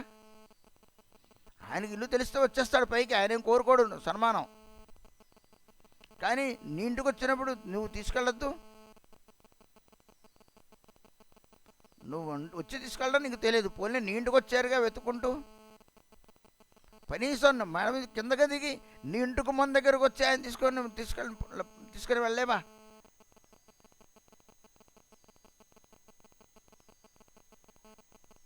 నేను ఈ విషయాలని ఎందుకు చెబుతున్నాను మీరు బాగా అర్థం చేసుకోండి. నేను శాస్త్రం తరపు నుంచే మాట్లాడుతూ ఉన్నాను. నువ్వు ఎంత జపం చేసావా, ఎంత పూజ చేసావా, ఎంత భక్తి ఉందా, ఎంత దానం చేసావా, నీకు ఏమీ ఏమీ మనకేమీ రావండి. మన వైష్ణవోచిత వ్యవహారంలో ఎక్కడైనా ఇన్సల్ట్ భావన చేసినట్లయితే మనసులో ఉన్నప్పటికీ కూడాను, వ్యవహారంలో ఉన్నప్పుడు కూడాను భగవద్గీత ముందుకు వెళ్ళదు. మనం బాగా గుర్తుపెట్టుకుంటూ ఉండాలి. అవతలవాడు నా పట్ల అపరాధం చేయొచ్చు, కానీ నేను చేయడానికి వీలేదు. చూడండి, రూపగోస్వామి జమ్మ ఆయన కుటీరుని పరిగెత్తి సనాతన గోస్వామి దగ్గరికి వెళ్ళారు. ఆయన చూడంగానే దూరం నుంచి నమస్కారం చేశారు. దూరం నుంచి నమస్కారం కాదు, దూరంగానే ఉన్నారు, దూరం నుంచి నమస్కారం చేయడం కాదు. సనాతన ఆయన కనపడ్డారు, వెంటనే నమస్కారం చేశారు. ఇది వైష్ణవత్వం, ఇలా ఉండాలి. అంతే తప్ప కానీ ఇంట్లో కూర్చుందరో కుర్చీలో కూర్చుందరో నమస్కారం కాదు, అది రెండో నమస్కారం అవుతుంది. అప్పటిది నువ్వు చూడంగానే నమస్కారం చేయాలి, అంతే. వీధిలోకి రాగానే ఆయన వస్తున్నా నీకు తెలవంగానే నువ్వు బయటకు వెళ్ళి నమస్కారం చేయాలి. ఆయన ముందు నడుస్తుంటే నువ్వు వెనకాల రావాలి. సామాన్యమైన లక్షణం అని చెప్పేది నేను. ఆయనేం కోరుకోరు, కానీ నీకు అవసరం. నీ వైష్ణవత్వాన్ని కాపాడుకోవాల్సిన అవసరం నీకుంది. నువ్వు భగవంతుని పొందాలనుకుంటున్నావుగా, మరి ఆయనే ఏమనుకోరు. నీ మీద ప్రీతి ఉంది కాబట్టి నీ దగ్గర వద్దామన్నాడు కాబట్టి అలానే వస్తాడు. ఇదిగో రా అంటే ఇదిగో, ఇటు రా అంటే అటు రా అంటే ఎలా రావాలో పైకి వెళ్ళాలిగా, మరి ఆ మెట్లెక్కి వెళ్తాడు.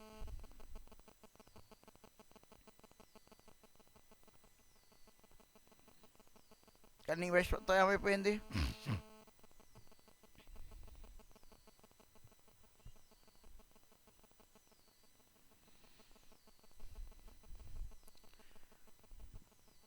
ఆయన భూమి మీద పడి నమస్కారం చేశాడండి, సాష్టాంగ నమస్కారం చేశాడు.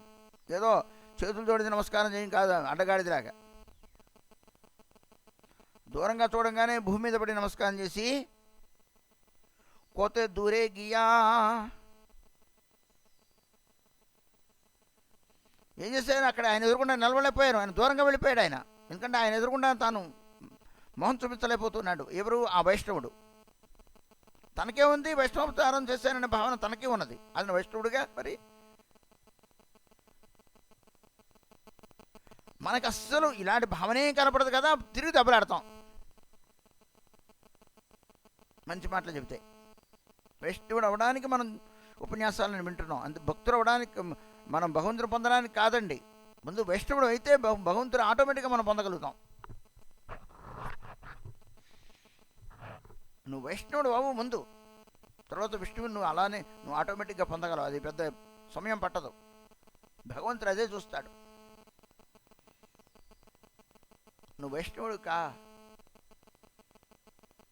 వాడే కీర్తింపదగిన వాడు. 3వ శ్లోకం చెప్పింది అది. వైష్ణవత్వ లక్షణాలు నువ్వు పొందిన తర్వాతే నువ్వు కీర్తించడానికి అర్హుడివి. అది 3వ శ్లోకం యొక్క తాత్పర్యం. నువ్వేమనుకున్నావు? నామం చేయడమే వైష్ణవత్వం అనుకున్నావు. భగవదారాధన చేయడం, భగవంతుని పూజమే అది వైష్ణవత్వం అనుకున్నావు. విష్ణువుని పూజించేవాడు వైష్ణవుడు కదండి అనుకున్నావు. నీకు ఒక క్వాలిటీ లేదు, వైష్ణవ లక్షణాలు నీ దగ్గర లేవు. నువ్వు కృష్ణుని ఎలా పొందగలవు? నామం ఎలా చేయగలవు? నీ నోటమట శుద్ధనామం ఎందుకు వస్తుంది? నీ బుద్ధిలో తేడా ఉన్నప్పుడు.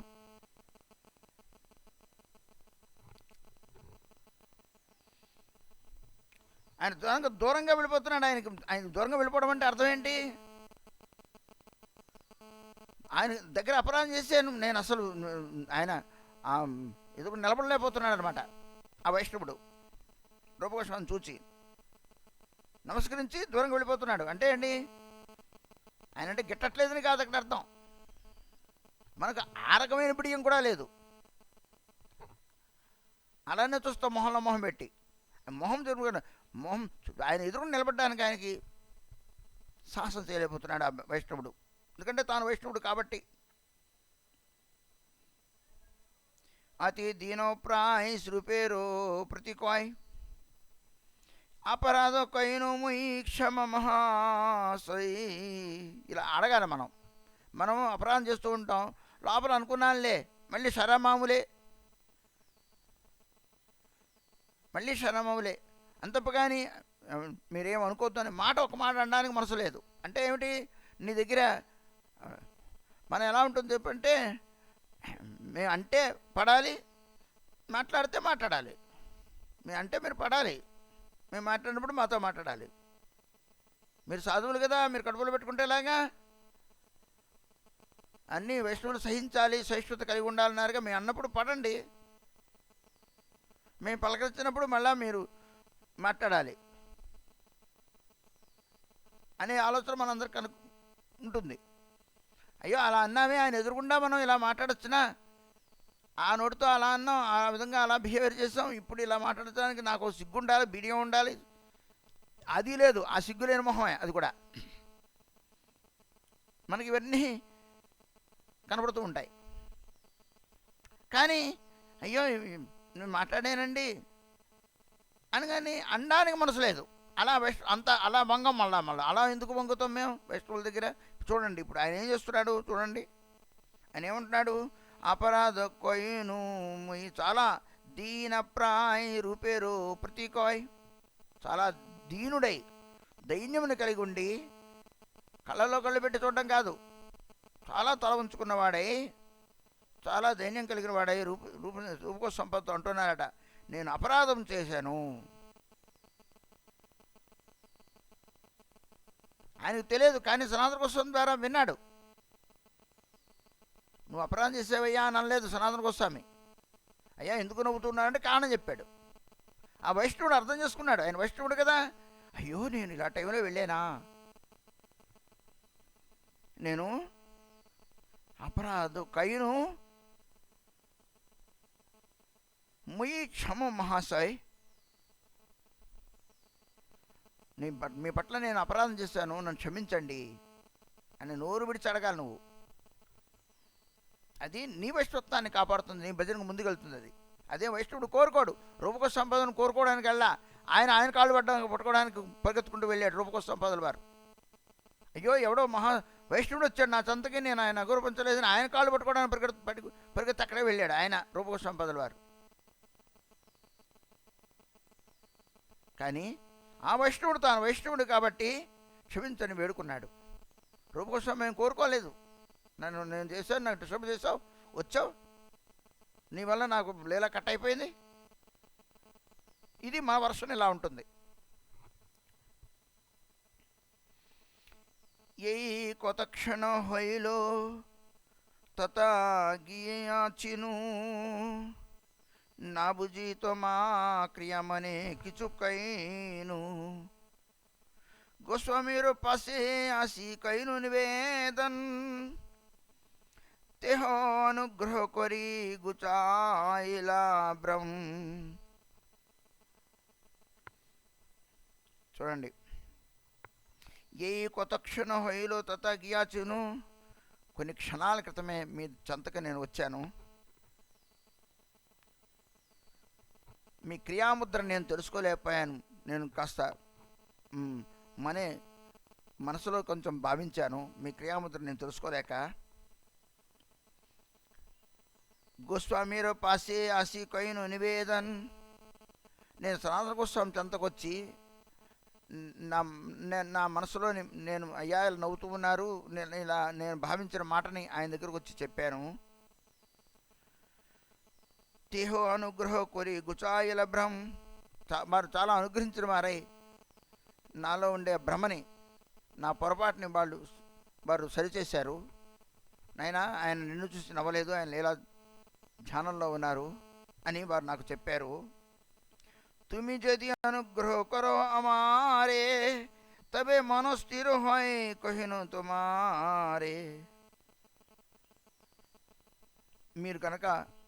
మీరు నన్ను అనుగ్రహించి నాకు కొంత నన్ను ఉద్ధరించండి కరో అమారే నన్ను అనుగ్రహించి నా పట్ల అనుగ్రహించండి అప్పుడు నా మనసు స్థిరమవుతుంది మీ పట్ల నేను అపరాధం చేశాను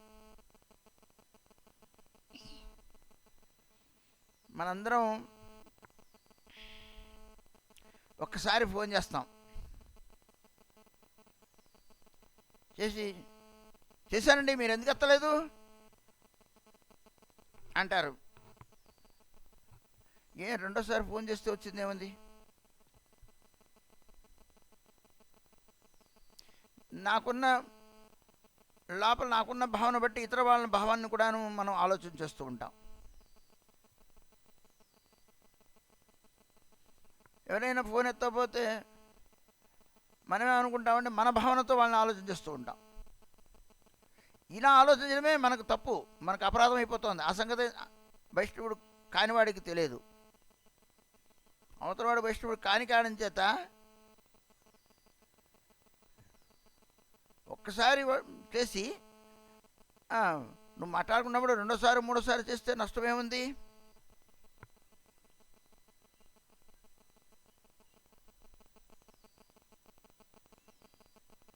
కానీ ఇవన్నీ బాగా మనకు కనబడుతూ ఉంటాయి. ఇవన్నీ చాలా చిన్న విషయాలు కాదండి. వైష్ణవ జగత్తులో చిన్న విషయాలు కావు, మీ జాగతిక జగత్తులో చిన్న విషయాలు.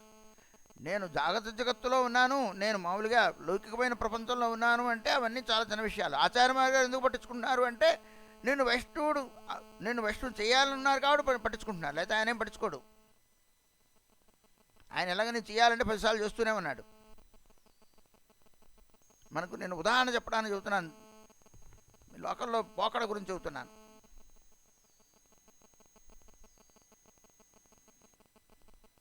కానీ చాలా చిన్న విషయాలు ఏమి కావు. ఈ సంఘటన బట్టి మీకు అర్థమవుతుంది. ఎందుకంటే శాస్త్రం చదివితే, సంఘటనలు తెలిస్తే, వైష్ణవ దగ్గర మసిలితే అసలు మనలో ఎన్ని అవకతవకలు ఉన్నాయో మనకు అర్థమవుతుంది. ఏ దృష్టితో ఉంటామో అదే దృష్టి ఆలోచిస్తూ ఉంటాం, అందుకని ఫలితాన్ని పొందలేము. వైష్ణవులు చాలా తెలివైన వారు, అవన్నీ కూడా తెలుసు వాళ్ళకి. కానీ అవన్నీ కూడాను ఆ కుశలు, అందుకనే అకౌశలం అని చెప్పింది ఇందాక. వాళ్ళు భజన కుశలురు. వైష్ణవుడిగా ఎలా అవ్వాలో వాళ్ళకి తెలుసు, కాబట్టి వాళ్ళ బిహేవియర్ అలా ఉంటుంది. మనకు వైష్ణవుడి దగ్గర ఇలా చేస్తే అపరాధం అవుతుందనే సంగతి మనం తెలుసుకోలేం. కానీ మనలో ఉన్న దౌర్బల్యం వలన మనకు తెలిసినప్పుడు కూడాను మనం ఆచరించలేం.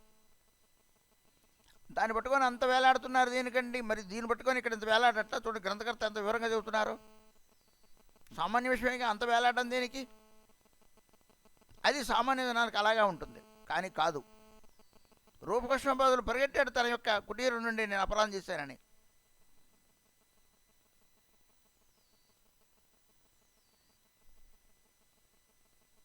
అవతలవాడు సామాన్య చిన్న వ్యక్తి, ఈయన చాలా సిద్ధమహాత్ముడు. కానీ అలా ఆయన అనుకోవాలి, నేను సిద్ధమహాత్ముని అనుకోలేదు ఆయన.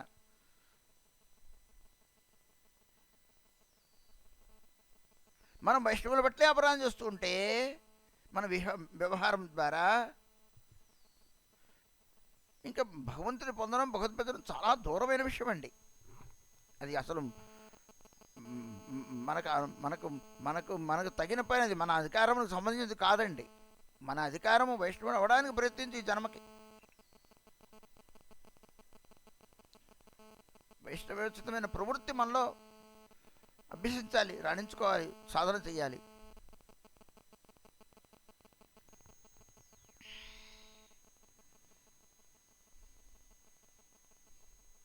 ఆయన క్షమాపణ కోరుకుంటున్నారు, నోటి పెట్టి చాలా క్షమాపణ కోరాలి. అక్కడ ఆయన ఏమన్నారు? ఆ ప్రసంగం అంతా చెప్పారు.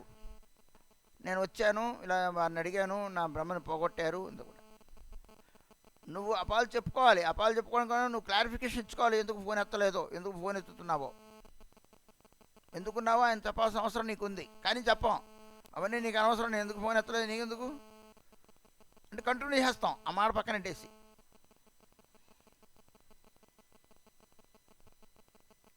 భజన కుశలత్వం అవసరం అండి. అది లేకపోతే భజనలో అంతరాయములు జరుగుతాయి. మనసు ప్రశాంతంగా ఉండదు, మనసు శాంతిని కోల్పోతుంది, మనసు గ్రౌండ్ని అంటే మీన్స్ ఆ భూమికి పోగొట్టుకుంటుంది. ముందు నేను పూజ చేసుకున్నాను అంటే ఆ స్థలం శుద్ధిగా ఉండాలి, మనస్సు ప్రశాంతంగా ఉండాలి, అక్కడ ఉన్న వస్తువులు శుభ్రం చేసుకొని ఉండాలి. ఇవన్నీ ఉన్నాయి కదా. అలానే భగవద్భజన చేయాలంటే వైష్ణవోచితమైన హృదయం మనం ఆవిష్కరింపజేసుకోవాలి. అదే గుండిచామందిర మార్జనంలో మహాప్రభు మనకు చెప్పింది. నా హృదయం కృష్ణుడు కూర్చోవడానికి తగ్గ నేను చేసుకోవాలి. అది ఎవరి గురించో కాదు, అదే వైష్ణవుల గురించో కాదు, నీ గురించి. నీ గృహంలో నీ కృష్ణుడు కూర్చోవాలి అంటే నువ్వు వైష్ణవుడు అవ్వాలి. నువ్వు వైష్ణవుడు అవ్వాలి అంటే వైష్ణవోచితమైన వ్యవహారం అపరాధం లేకుండా ఉండాలి. మంచి వాళ్ళు ఈ లోకంలో చాలామంది ఉన్నారండి. దానం ధర్మం పూజా పునస్కారం చేసే వాళ్ళు ఉంటారు, కానీ వైష్ణవులు అవ్వడం చాలా కష్టమండి. వైష్ణవుడు వేరు, మంచివాడు అవ్వడం వేరు. మనం మంచివాళ్ళు అవ్వడానికి కూడా ప్రయత్నించట్లేదు, పోనీ మంచివాడైనా వైష్ణవుడు అవ్వడానికి ప్రయత్నించట్లేదు. కానీ వైష్ణవ లక్షణాలంటే తెలియవు, కానీ వైష్ణవుడు కాలేకపోతున్నాం. పోనీ చెప్పినా తెలియదు, ఎందుకంటే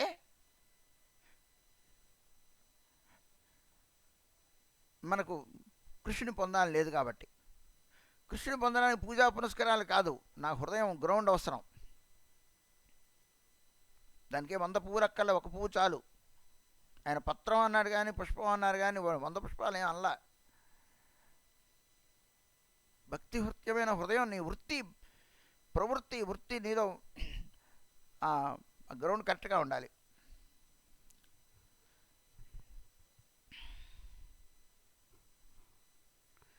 ఆయన అంటున్నారు, తుమి যদি అనుగ్రహ করহ మారే తవే మనస్థిర హోయి కహిను తుమారే. మిమ్మల్ని నన్ను అనుగ్రహించాను అని మీరు అన్నట్లయితే నాకు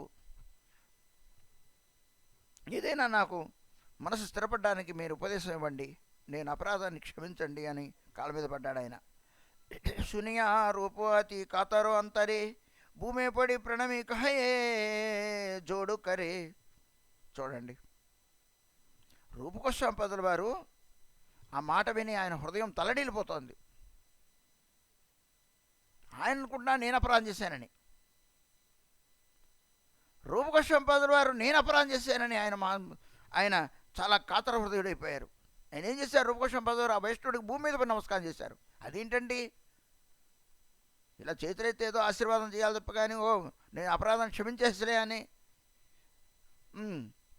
ఏం లేదులేండి దాన్ని మర్చిపోండి అని కానీ వెళ్ళి చాలా చిన్న విషయం, చాలా చాలా నీచమైన విషయాలు అవన్నీ. కానీ రూపకోశంపదులు ఏం చేశారు? భూమి పడి ప్రణమి కహే జోడు కరే, 2 చేతులు జోడించి భూమి మీద పడి నమస్కారం చేస్తున్నాడు ఆయన. ఎవరికి? ఆ ఆగంతుకుడైన వైష్ణవుడికి. ఎవరు చేసేది? రూపకోశంపదుల వారు. రూపకోశంపదులు ఎటువంటి వారు? రూపమంజరి, భగవద్ దర్శనం చేస్తున్నారు. ఆయన స్థాయి ఉంటో మనకు అర్థమైపోతుంది అక్కడ. అంతర్వారు ఆయన ఏం కోరుకుంటున్నారు?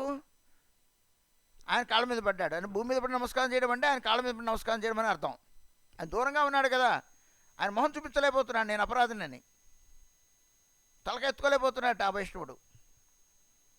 రూపకోశంపదులు ఆయన దగ్గరికి వెళ్ళి ఆయన భూమి మీద పడి నమస్కారం చేసి 2 చేతులు జోడించాడు. 2 చేతులు రూపకోశంపదులు జోడించి అంటున్నారు ఏమిటి అంటే, అపరాధ కహిను కతు కహితి నపారి అపరాధ క్షమ మోర్ అనుగ్రహ కొరి. ఎంతో నేను అపరాధం చేశాను, చెప్పనలివి కానిది అపరాధం. అని చూడండి, ఆయన చేసిన అపరాధం ఏమిటో చెప్పండి. రూపకోశంపదులు చేసిన అపరాధం ఏంటో చెప్పండి నాకు. మనం పెద్ద పెద్ద తప్పులు చేస్తాం, నేనేం తప్పు లేదని లోపల మేకపోతే గాంభీర్యంలా ఉంటాం, తల పంకిస్తాం. చేశానులే, ఏం చేసుకో ఏమంత నేను చేశానులే. అపరాధం చేశారు. ఏం చేశారంటే రూపకోశంపదుల వారు మరి ఆయన అంటున్నారు, వైష్ణవుడు అయినప్పుడే తెలుస్తుంది వైష్ణవోచితమైన వ్యవహారం. కానంత వరకు తెలియదండి. అందుకని వైష్ణవుల పట్ల అపరాధాలు మనం చేస్తూ ఉంటాం. మనకు మన వైష్ణవం కాలేదు కాబట్టి వైష్ణవోచిత వ్యవహారం మన దగ్గర లేదు. అండ్ వాళ్ళ హృదయం ఎంత నవనీతంగా ఉంటుంది, ఎంత మధురంగా ఉంటుంది, ఎంత కోమలంగా ఉంటుంది, అపరాధ భయం ఎంత గొప్పగా ఉంటుంది. వాళ్ళ ఆచరణములే మనకు ప్రమాణములు. అపరాధ కొయ్యను కొత్త కొహితో నా పారి, నేను చెప్పనలుగా కానీ అపరాధం చేశానంటున్నారు రూపకోశంపదుల వారు.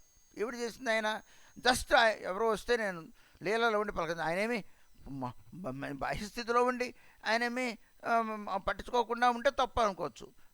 లేదు నేను లీలలో ఉండిపోయానండి, నేను పట్టించుకోలేను, మీరేమనుకోకండి, పట్టించుకోకండి అలా అనలేదు రూపకోశంపదుల వారు. అసలు ఆ లీల పక్షం పక్కనెట్టేయండి, అసలు లీలా తన స్థాయి అన్న పక్కన పెట్టేయండి. ఆయన ఆయన ఏం మాట్లాడుతున్నాడు? నేను చప్పరంలోగా అపరాధం చేశాను, అపరాధం క్షమించి అనుగ్రహించండి నన్ను అంటున్నారు రూపగోస్వామి పాదుల వారు ఆ వైష్ణవుని పాదం మీద పడి. భక్తి రసవేశే దుహే దైన్యో బహుకైలో అపరాధ క్షమాయా దుహే స్థిరు హైలో. భక్తి రస మిసల్లో భక్తి మార్గంలో ఉన్నప్పుడు ఇలాంటి విధానమే ఉంటుంది. మనం భక్తి మార్గంలో ఉంటే ఇలాంటి విధానం ఉంటుంది. దుహే దైన్యం, ఈ విధంగా ఇద్దరు కూడాను దైన్యవాక్కుల్ని పలుకున్నారు, అపరాధాన్ని పరస్పరం క్షమించుకున్నారు, స్థిరులయ్యారు. దుహే ఆయిల సనాతన గోస్వామి రూపాసి కొతక్షణ మగ్న హైలో కృష్ణ కథారసి. ఇరువురు కూడాను వాళ్ళు మాట్లాడుకున్న తర్వాత సనాతన గోస్వామి దగ్గరికి వచ్చారు. కొంతసేపు సనాతన గోస్వామి చెంత నుండి భగవత్ విషయాల్ని భగవత్కథా రసంలో మగ్నులయ్యారు ముగ్గురు కూడాను. రూపేరో ఏ ప్రసంగో సకలే సునిలో సునియా సభారతి విస్మయ హైలో. ఈ రూపగోస్వామి ప్రసంగాన్ని అందరూ విన్నారు. మిగతా వైష్ణవులందరూ కూడా ఈ విషయం తెలిసొచ్చింది, ఇలాగట జరిగిందిట ఇలాగట అని. వాళ్ళందరూ ఆశ్చర్యపోయారు. ఓహే బాయ్ వైష్ణవేతే సవధాన హవే ప్రాణ పనొకొరి అపరాధ క్షమాయివే. ఓ బాయ్, ఓ సోదరుడా, వైష్ణవుల దగ్గర సావధానంగా ఉండు, ప్రాణాన్ని పణంగా పెట్టి అపరాధాన్ని నువ్వు క్షమించు. ఏదో నోటి మాట కాదు, ఐఎమ్ సారీ, నో డిస్టర్బెన్స్, ఇలా నోటితో మనకి ఆ పదాలని, పెద్ద పెద్ద పదములు అవి, ఆ పదాలను ఏం చేస్తూ ఉంటాం, వాటిని చాలా చిన్న విషయములుగా తేల్చేసాం. ఇలాగా వైష్ణవుల దగ్గర చాలా సావధానం అవలసింది. ప్రాణాన్ని పణంగా పెట్టి క్షమాపణ అడగాలి. నీకు ప్రాణం తోడేస్తూ ఉండాలి అపరాధానికి. ప్రాణ పొనకొరి అపరాధ క్షమాయివే. నువ్వు ప్రాణాన్ని పణంగా పెట్టి అపరాధ క్షమాన్ని యాచించు. వైష్ణవేరు దోష దృష్టి హవే సావధాన్ నిరంతర కొరివే వైష్ణవేరు గుణగాన్. వైష్ణవ పట్ల దోష దృష్టి పట్ల నువ్వు సావధానంగా ఉండవలసింది. నిరంతరం కొరివి వైష్ణవ వాళ్ళ గుణములనే నువ్వు గానం చేయి, వాళ్ళ పట్ల దోష దృష్టిని కలిగి ఉండకు. పూర్వో భాగవత గణం యై కోయ్ వైష్ణవేరు క్రియాముద్ర విఘ్నేన భుజాయ్. పూర్వ భాగవతోత్తములందరూ ఈ విషయాన్ని చెబుతూ ఉంటారు. వైష్ణవుల యొక్క క్రియాముద్ర చెప్పనలవి కానిది. వాళ్ళ యొక్క చేష్టలు విధానము విఘ్నులైన వ్యక్తులు కూడా తెలుసుకోలేరు. శ్రీకృష్ణ చైతన్య ప్రభు ప్రియభక్త ద్వారే అన్యరే దిలెను శిక్ష ఏతో ప్రకారే. చైతన్య మహాప్రభు యొక్క భక్తులు ఎంత దైన్యంగా, ఎంత వినయంగా, ఎంత కృతజ్ఞతాపూర్వకంగా, ఎంత భక్తిపూర్వకంగా వాళ్ళ ఆచరణలో ఉంటారో మహాప్రభు అందుకనే వాళ్ళకి పార్షదులయ్యారు, ఆయనకు ప్రియులయ్యారు. మహాప్రభు వాళ్ళకి ప్రియులయ్యారు. ఎందుకంటే మేము మహాప్రభు ప్రియులు అయినట్లయితే మహాప్రభులో ఉండే ధైర్యం, మహాప్రభులో ఉండే ప్రేమ, మహాప్రభులో ఉండే ఉదారత మాలో ఉండాలి. కాబట్టి మా దగ్గర ఏదైనా దోషమైనట్లయితే మహాప్రభు బాధపడతాడు. నాన్నగారు చాలా మంచివాడు, గొప్పవాడు, గుణగణం కలిగినవాడు. ఒక పిల్లవాడు ఆలోచించాలి, నేనేదో తప్పని చేస్తే అది నాన్నగారికి అపకీర్తి వస్తుంది. నాన్నగారికి నన్నెవరూ అనరు, కానీ నాన్నగారికి అపకీర్తిని తెచ్చిపెట్టకూడదు. నేను నా వల్ల రాకూడదు. నాలో గుణములు చూచి ఎవరి పిల్లాడు అనుకోవాలి. అలాగ మన యొక్క వైష్ణవులం అయినప్పుడు ఎవరి దగ్గర శిష్యుడో ఈయన ఎవరు కన్నదో, ఏ తల్లి కన్నదో, ఏ తండ్రి కన్నాడో కదా ఆయనలో ఉండే వైష్ణవత్వ గుణములు అనే అనుకోనే విధమైన వైష్ణవత్వం నా కన్న తల్లిదండ్రులకు, నాకు మంత్రం ఇచ్చిన గురువులకు, నా సాంప్రదాయములకి అందరికీ కూడాను ఉండేలాగా మనం మర్చుకోవాలట. ఒకనాడు తప్పులు చేసినా వాటిని మనం జాగ్రత్త పరుచుకొని సెటిల్ అవ్వడానికి మనం ప్రయత్నించాలి. మహాప్రభు తన శిష్యుల ద్వారా, అదే తన పార్షదుల ద్వారా, తన పరిజనుల ద్వారా ఇతరులకి చెప్పడానికి భక్తుల ద్వారా ఆయన నేర్పుతూ ఉన్నారు చైతన్య మహాప్రభు. भक्त भक्त पादा पद्म धोरी मस्तक ऊपर भक्ति रस स्वाए रे डबवो నిరంతర్. నా నెత్తి మీద భక్తుల యొక్క పాదపద్మాన్ని ఉంచుకొని భక్తిరస సాగరంలో నేను నిరంతరం మునిగి ఉంటాను అంటున్నారు గ్రంథకర్త. శ్రీనివాసాచార్య చరణ చింతా కొరి భక్తి రత్నాకరో కహే దాస నరహరి. చివరిలో శ్రీనివాసాచార్య వారి యొక్క చరణముల్ని నేను ధ్యానిస్తూ చింతిస్తూ స్మరిస్తూ ఈ భక్తి గ్రంథకరాన్ని నరహరి దాసు చెబుతూ ఉన్నాడు అంటూ ఈ అధ్యాయాన్ని ఈ భక్తిరత్నాకరే వ్రత పరిక్రమాది వర్ణనం నామ పంచమ తరంగ. ఈ పంచమ తరంగం ఇక్కడ ఇంతటితో ఇది సమాప్తం. దీని తర్వాత శ్యామానందపుర వృత్తాంతాన్ని మనం రేపు భగవంతుని కృపతో మనం చెప్పుకోగలుగుతాం. వాంఛాకల్పతరుశ్చ కృపా సింధుభ్య ఏవ చ పతితానాం పావనేభ్యో వైష్ణవేభ్యో నమో నమః.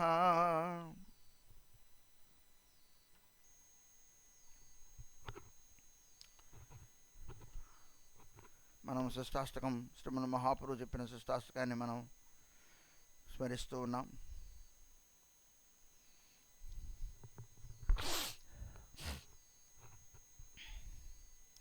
అయి నందతనూజ కింకరం పతితం మాం విషమే బమాంబుదౌ కృపయా తవ పాద పంకజ స్థితధూళీ సదృశం విచింతయా. ప్రథమ శ్లోకంలో భగవన్నామం భగవద్భజన చేయడం వలన ఎలాంటి సిద్ధులు పొందుతాడు సాధకుడు అనేది మొట్టమొదటి శ్లోకంలోను, ఎంత భగవంతుడు జీవుల్ని ఉద్ధరించడానికి ఎంత తాను సర్వశక్తివంతుడైన నామరూపంలో అవతరించాడు అన్నదాన్ని రెండవ శ్లోకంలోను, ఆ నామం చేయాలి అనుకున్నట్లయితే చేసే వ్యక్తి ఎలాంటి గుణగణంగా కలిగి ఉండాలి అనేది మూడవ శ్లోకంలోను, అతడు భగవంతుని పొందాలి అన్నట్లయితే ఎలా ఏమేమి కోరుకోకూడదు ఎలా ఉండాలి అన్నది నాలుగో శ్లోకంలోను, ఐదో శ్లోకంలో ఏం చెబుతున్నారంటే తన స్థాయి ఏమిటి, తన స్థితి ఏమిటి, తన స్వరూపం ఏమిటి అది తెలుసుకో. నువ్వు ఏమిటది స్వరూపం? అయి నందతనూజ కింకరం పతితం మాం విషమే భవాంబుదౌ. నువ్వు నామాన్ని తెలుసుకొని సాధన చేస్తూ ఉంటే వైష్ణవ గుణాలని అలవర్చుకొని నువ్వు భగవన్నామం చేస్తూ భగవద్భజన చేస్తూ ఉంటే నీకు ఇతర విషయముల యందు కోరిక కలగదు. నీకు ఏం కలుగుతుంది? కేవలం భగవద్భక్తే కావాలని కోరుకుంటావు. నీకేం అర్థమవుతున్నప్పుడు నీ స్థితి ఏమిటో అర్థమయ్యి నువ్వు ఆయన దగ్గర నువ్వు కోరుకుంటావు. ఏమని కోరుకుంటావు? నువ్వు నామం చేస్తూ ఉంటే ఆ నామమే నిన్ను తీసుకెళ్తూ ఉంటుంది పైకి. నందనందన నందతనూజ, నందకుమార, నువ్వు నందునికి పుట్టిన తనూజ, నంద తనువు నుండి పుట్టినవాడా నందకుమార, ఓ నందనందన. విషమే భవాంబుదౌ, విషమే విషమమయమైన అంటే దుస్తరమైన భయంకరమైన భవాంబుదౌ జనన మరణ మారలో అనే సముద్రంలో పడి ఉన్నాను. భవ సముద్రం, సంసార సముద్రం. నామం చేస్తూ చేస్తూ ఉంటే మనకిది ఉపలబ్ధికి వస్తుంది. నామము మహత్యం ఏం చేస్తుంది అంటే నా యొక్క స్థితిని నాకు తెలియపరుస్తూ ఉంటుంది. భగవద్గీత చేస్తూ ఉంటే నా స్థితి ఏమిటి, ఏమిటిది? నేను సంసారం అనే సముద్రంలో మునిగి ఉన్నాను అని మనకెవరికీ అనుభవం వస్తోందా? ఉత్తినే మేము చెబుతున్నా ఏదో సంసారం అండి ఏదో అలా ఏదో అంటుంటే తప్ప కానీ నిజంగా నువ్వు అగ్నిలో పడి ఉంటే ఏదో అగ్నిలో ఉన్నానండి అగ్ని నుండి బయటికి రావలేదు అంటున్నారా? అంటలేదు కదా మనం. ఎవడైనా ఒక నూతిలో పడ్డాడనుకోండి, పొరపాటున ఒక గుంటలో పడ్డాడనుకోండి, ఒక గోతులో పడ్డాడనుకోండి, ఏమంటాడు? ఎవరు నన్ను లేపుతారు పైకి, ఎవరు నన్ను లేపుతారు? ఏడుస్తాడు, కాతర పొందుతాడు, ఎదురు చూస్తాడు, పిలుస్తాడు. క్షణం అక్కడ ఉండలేడు, ఊపిరి పోతోంది, చనిపోతానని భయం వచ్చింది. నన్ను రక్షించాలి, ఎవరైనా రక్షించాలి, రక్షించాలి, రక్షించాలి, రక్షించాలి. నిజంగా సంసారంలో పడి ఉన్నాను, నన్ను దీని నుండి రక్షించు అనేమన్నా మనం మళ్ళీ ఆ కాతరత్వం కానీ, నిప్పుల్లో పెట్టినవాడు, గుంటల్లో పెట్టినవాడు, నీళ్ళలో పెట్టినవాడు యొక్క కాతరత్వం కానీ, కాతరత్వం అంటే వ్యాకులత్వం కానీ, దాని నుంచి బయటికి రావాలి. ఒళ్ళు మండిపోతోంది, నేను చనిపోతూ ఉన్నాను, పిక్కల దాకా నీళ్ళు వచ్చేసాయి, మునిగిపోతూ ఉన్నాను, చచ్చిపోతూ ఉన్నాను, రక్షించేవాడు లేడు. ఏమైనా ఈ స్పృహ మనకేం కలుగుతోందా? ఈ భావం మనకేం కలుగుతోంది? ఈ బాధ ఏమైనా కలుగుతోందా? భగవద్గీత చేస్తూ ఉంటే మనకు ఈ లక్షణాలు కొడతాయి. ఇది వైష్ణవత్వం గురించి చెప్పాను కదా, అందులో ఇదొక యాంగిల్. నేను విషయవాసంలో ఉన్నాను, నా టైం వేస్ట్ అయిపోతుంది, సముద్రంలో మునిగిపోయి ఉన్నాను. పతితం మా విషమే బమాంబుదో, నేను భయంకరమైన సంసార సముద్రంలో పడి ఉన్నాను స్వామి. ముందు అది కనుక అనుభవం వస్తే తర్వాత దాని నుండి బయటికి రావడం అనే తర్వాత విషయం. నీ దగ్గర ఆ ఏడుపు కానీ, ఆ బాధ కానీ, ఆ వ్యాకులత్వం కానీ, ఆ కాతరత్వం కానీ, దాని నుంచి ఉద్ధరింపబడడం వల్ల కానీ, నేను పడి ఉన్నాననే భావన కానీ, ఉత్తిరే పురాణ వైరాగ్యమే తప్ప కానీ, అక్కడ తన్నులు తింటూ అనుభవిస్తూ బాధ పొందుతూ అన్నీ పొందుతూ ఉన్నప్పుడు కూడాను ఆనందాన్ని పొందుతూ ఉంటాడు. అంటే ఏంటి? ఆ సుఖం వదులుకోలేకపోతున్నాడు. మరి దేవుడు ఎలా దొరుకుతాడు నీకు? దొరకడు.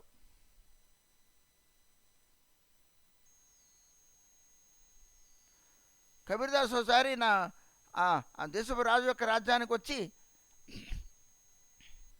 అంతఃపురం లోపలికి వచ్చి, ఏమయ్యా నువ్వు ఎవరు అంటే, మారువేషంలో ఉన్నాడు కబీరు.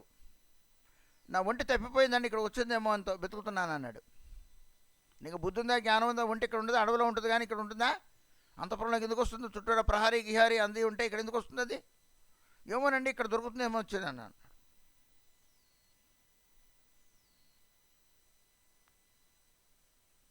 అప్పుడు అంటాడు తన వేషం తీసేసి, రాజసుఖాలు అనుభవిస్తూ సంసార సుఖాలు అనుభవిస్తూ భగవంతుడు దొరుకుతాడంటే ఇందులో ఉండి భగవంతుడు ఎక్కడ దొరుకుతాడయ్యా?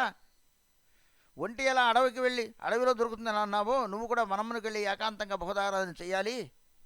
అన్ని సుఖాలు నాకు కావాలి, నేను దేవుడిని మాల తిప్పుతాను కూర్చొని సోఫాలో కూర్చొని అంటే నీకు దొరికేవాడు కాదు. నీలో వైరాగ్యం కావాలి, త్యాగం కావాలి. ధనం మీద, స్త్రీ మీద, ఈ యొక్క పదవుల మీద ఈ ఆకాంక్ష అంతా వదులుకోవాలి. అంతా వదులుకొని కానీ నువ్వు భగవంతుని పొందలేవు, ఆరాధన చేయలేవు. అప్పుడుగా నువ్వు భగవంతుని పొందలేవు అంటాడు కబీర్దాస్. వెంటనే కబీర్దాస్ యొక్క వినయాతుడు వైరాగ్యం పొంది మనమనికి వెళ్ళిపోతాడు రాజ్యత్యాగం చేసి. ఈ సంఘటనలు చాలా మనకు కనబడుతూ ఉంటాయి. ఉపన్యాసం విన్న తర్వాత అంటూ ఉంటారు తప్ప కానీ దాన్ని వదిలి బయటికి రాలేరు. అది వదిలితే కానీ ఇది దొరకదు. ఆ వ్యామోహం కనీసం వదలాలి, ఆ లంపటాన్ని మనసులో పడాలి. మనకు అందులో బాగా రుచి ఉన్నది కేవలం ఉపన్యాసం విన్నది, అది మళ్ళీ మళ్ళీ మనకేం మరపు వచ్చేస్తుంది. మనకు అంత సుకృతి లేదు. ఆ సుకృతి లేదు కాబట్టి దాన్ని పట్టుకొని పాకులాడుతూ ఉంటాం. గుడికి రావాలంటే వాళ్ళకి ఓపిక లేదు కానీ ఏదో మునిమనవరాలు వివాహం అంటే పరిగెడుతుంది ఆ ముసలిది. ఎంతో దూరం ఊరు కాని ఊరు. మనకు ఎంత రుచి ఉన్నదో అర్థం చేసుకోండి.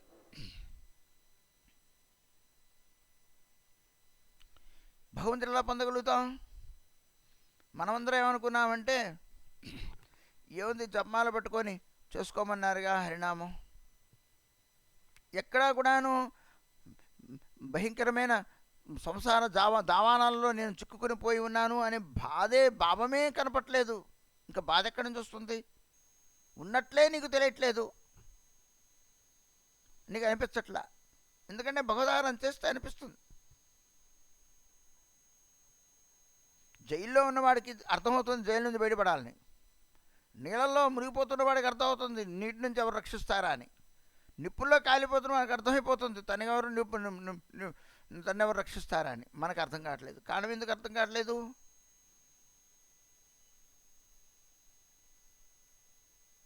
అది భవమహాదావాగ్ని నిర్వాపణం నామం అన్నారుగా.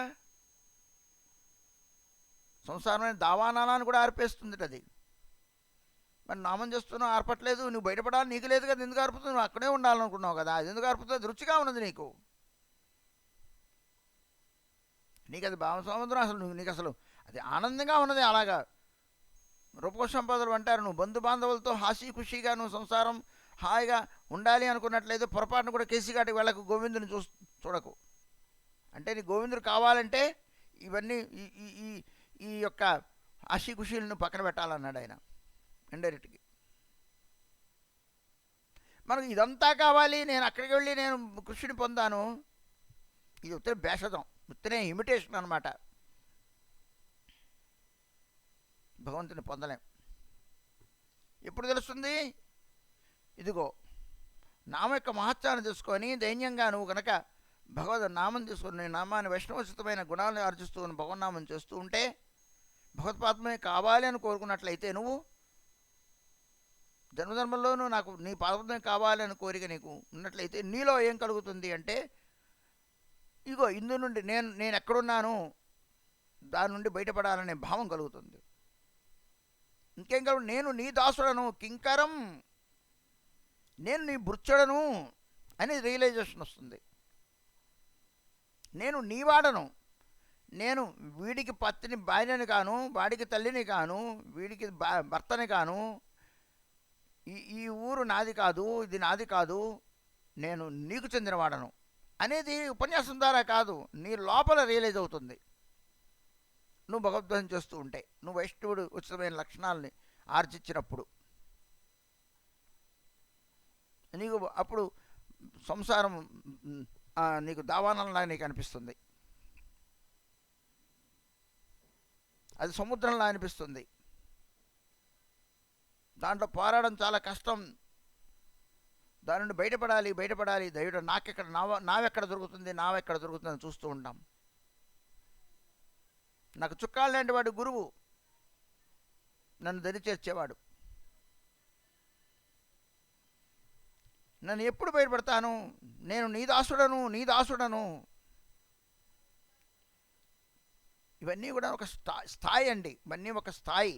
ఇవన్నీ కూడాను ఉత్తరే పదాలు కాదు, అదంతా ఒక స్టెప్స్ అనమాట, ఒక భావాలు. ఇవన్నీ కూడా భగవదానం చేస్తుంటే ఒకటి ఏమిటంటే, అసలు నేను సంసారంలో ఉన్నాను అనే ఒక భావన, అది సముద్రం అంతటిది అనేది ఒక బాధ, అది దాంట్లో పడితే పైకి రాలేము అనే ఒక భావన, దాని నుండి బయటపడాలి అనే ఒక భావన, నేను భగవంతుని దాసుడను అనే భావన, ఆయన సేవ చేయడమే నాకు ధర్మం అనే భావన.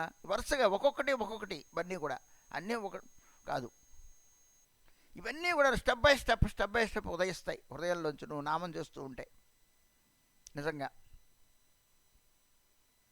తర్వాత ఏముదయిస్తుంది? నేను నీ భృత్యుడను. అయితే నేనెవడిని? కృపయా తవ పాద పంకజం స్థితధూళి, భగవంతుని పాదాలకు అంటుకున్న ధూళి లాంటి వాడిని నేను భగవంతుని యొక్క దాసుడను.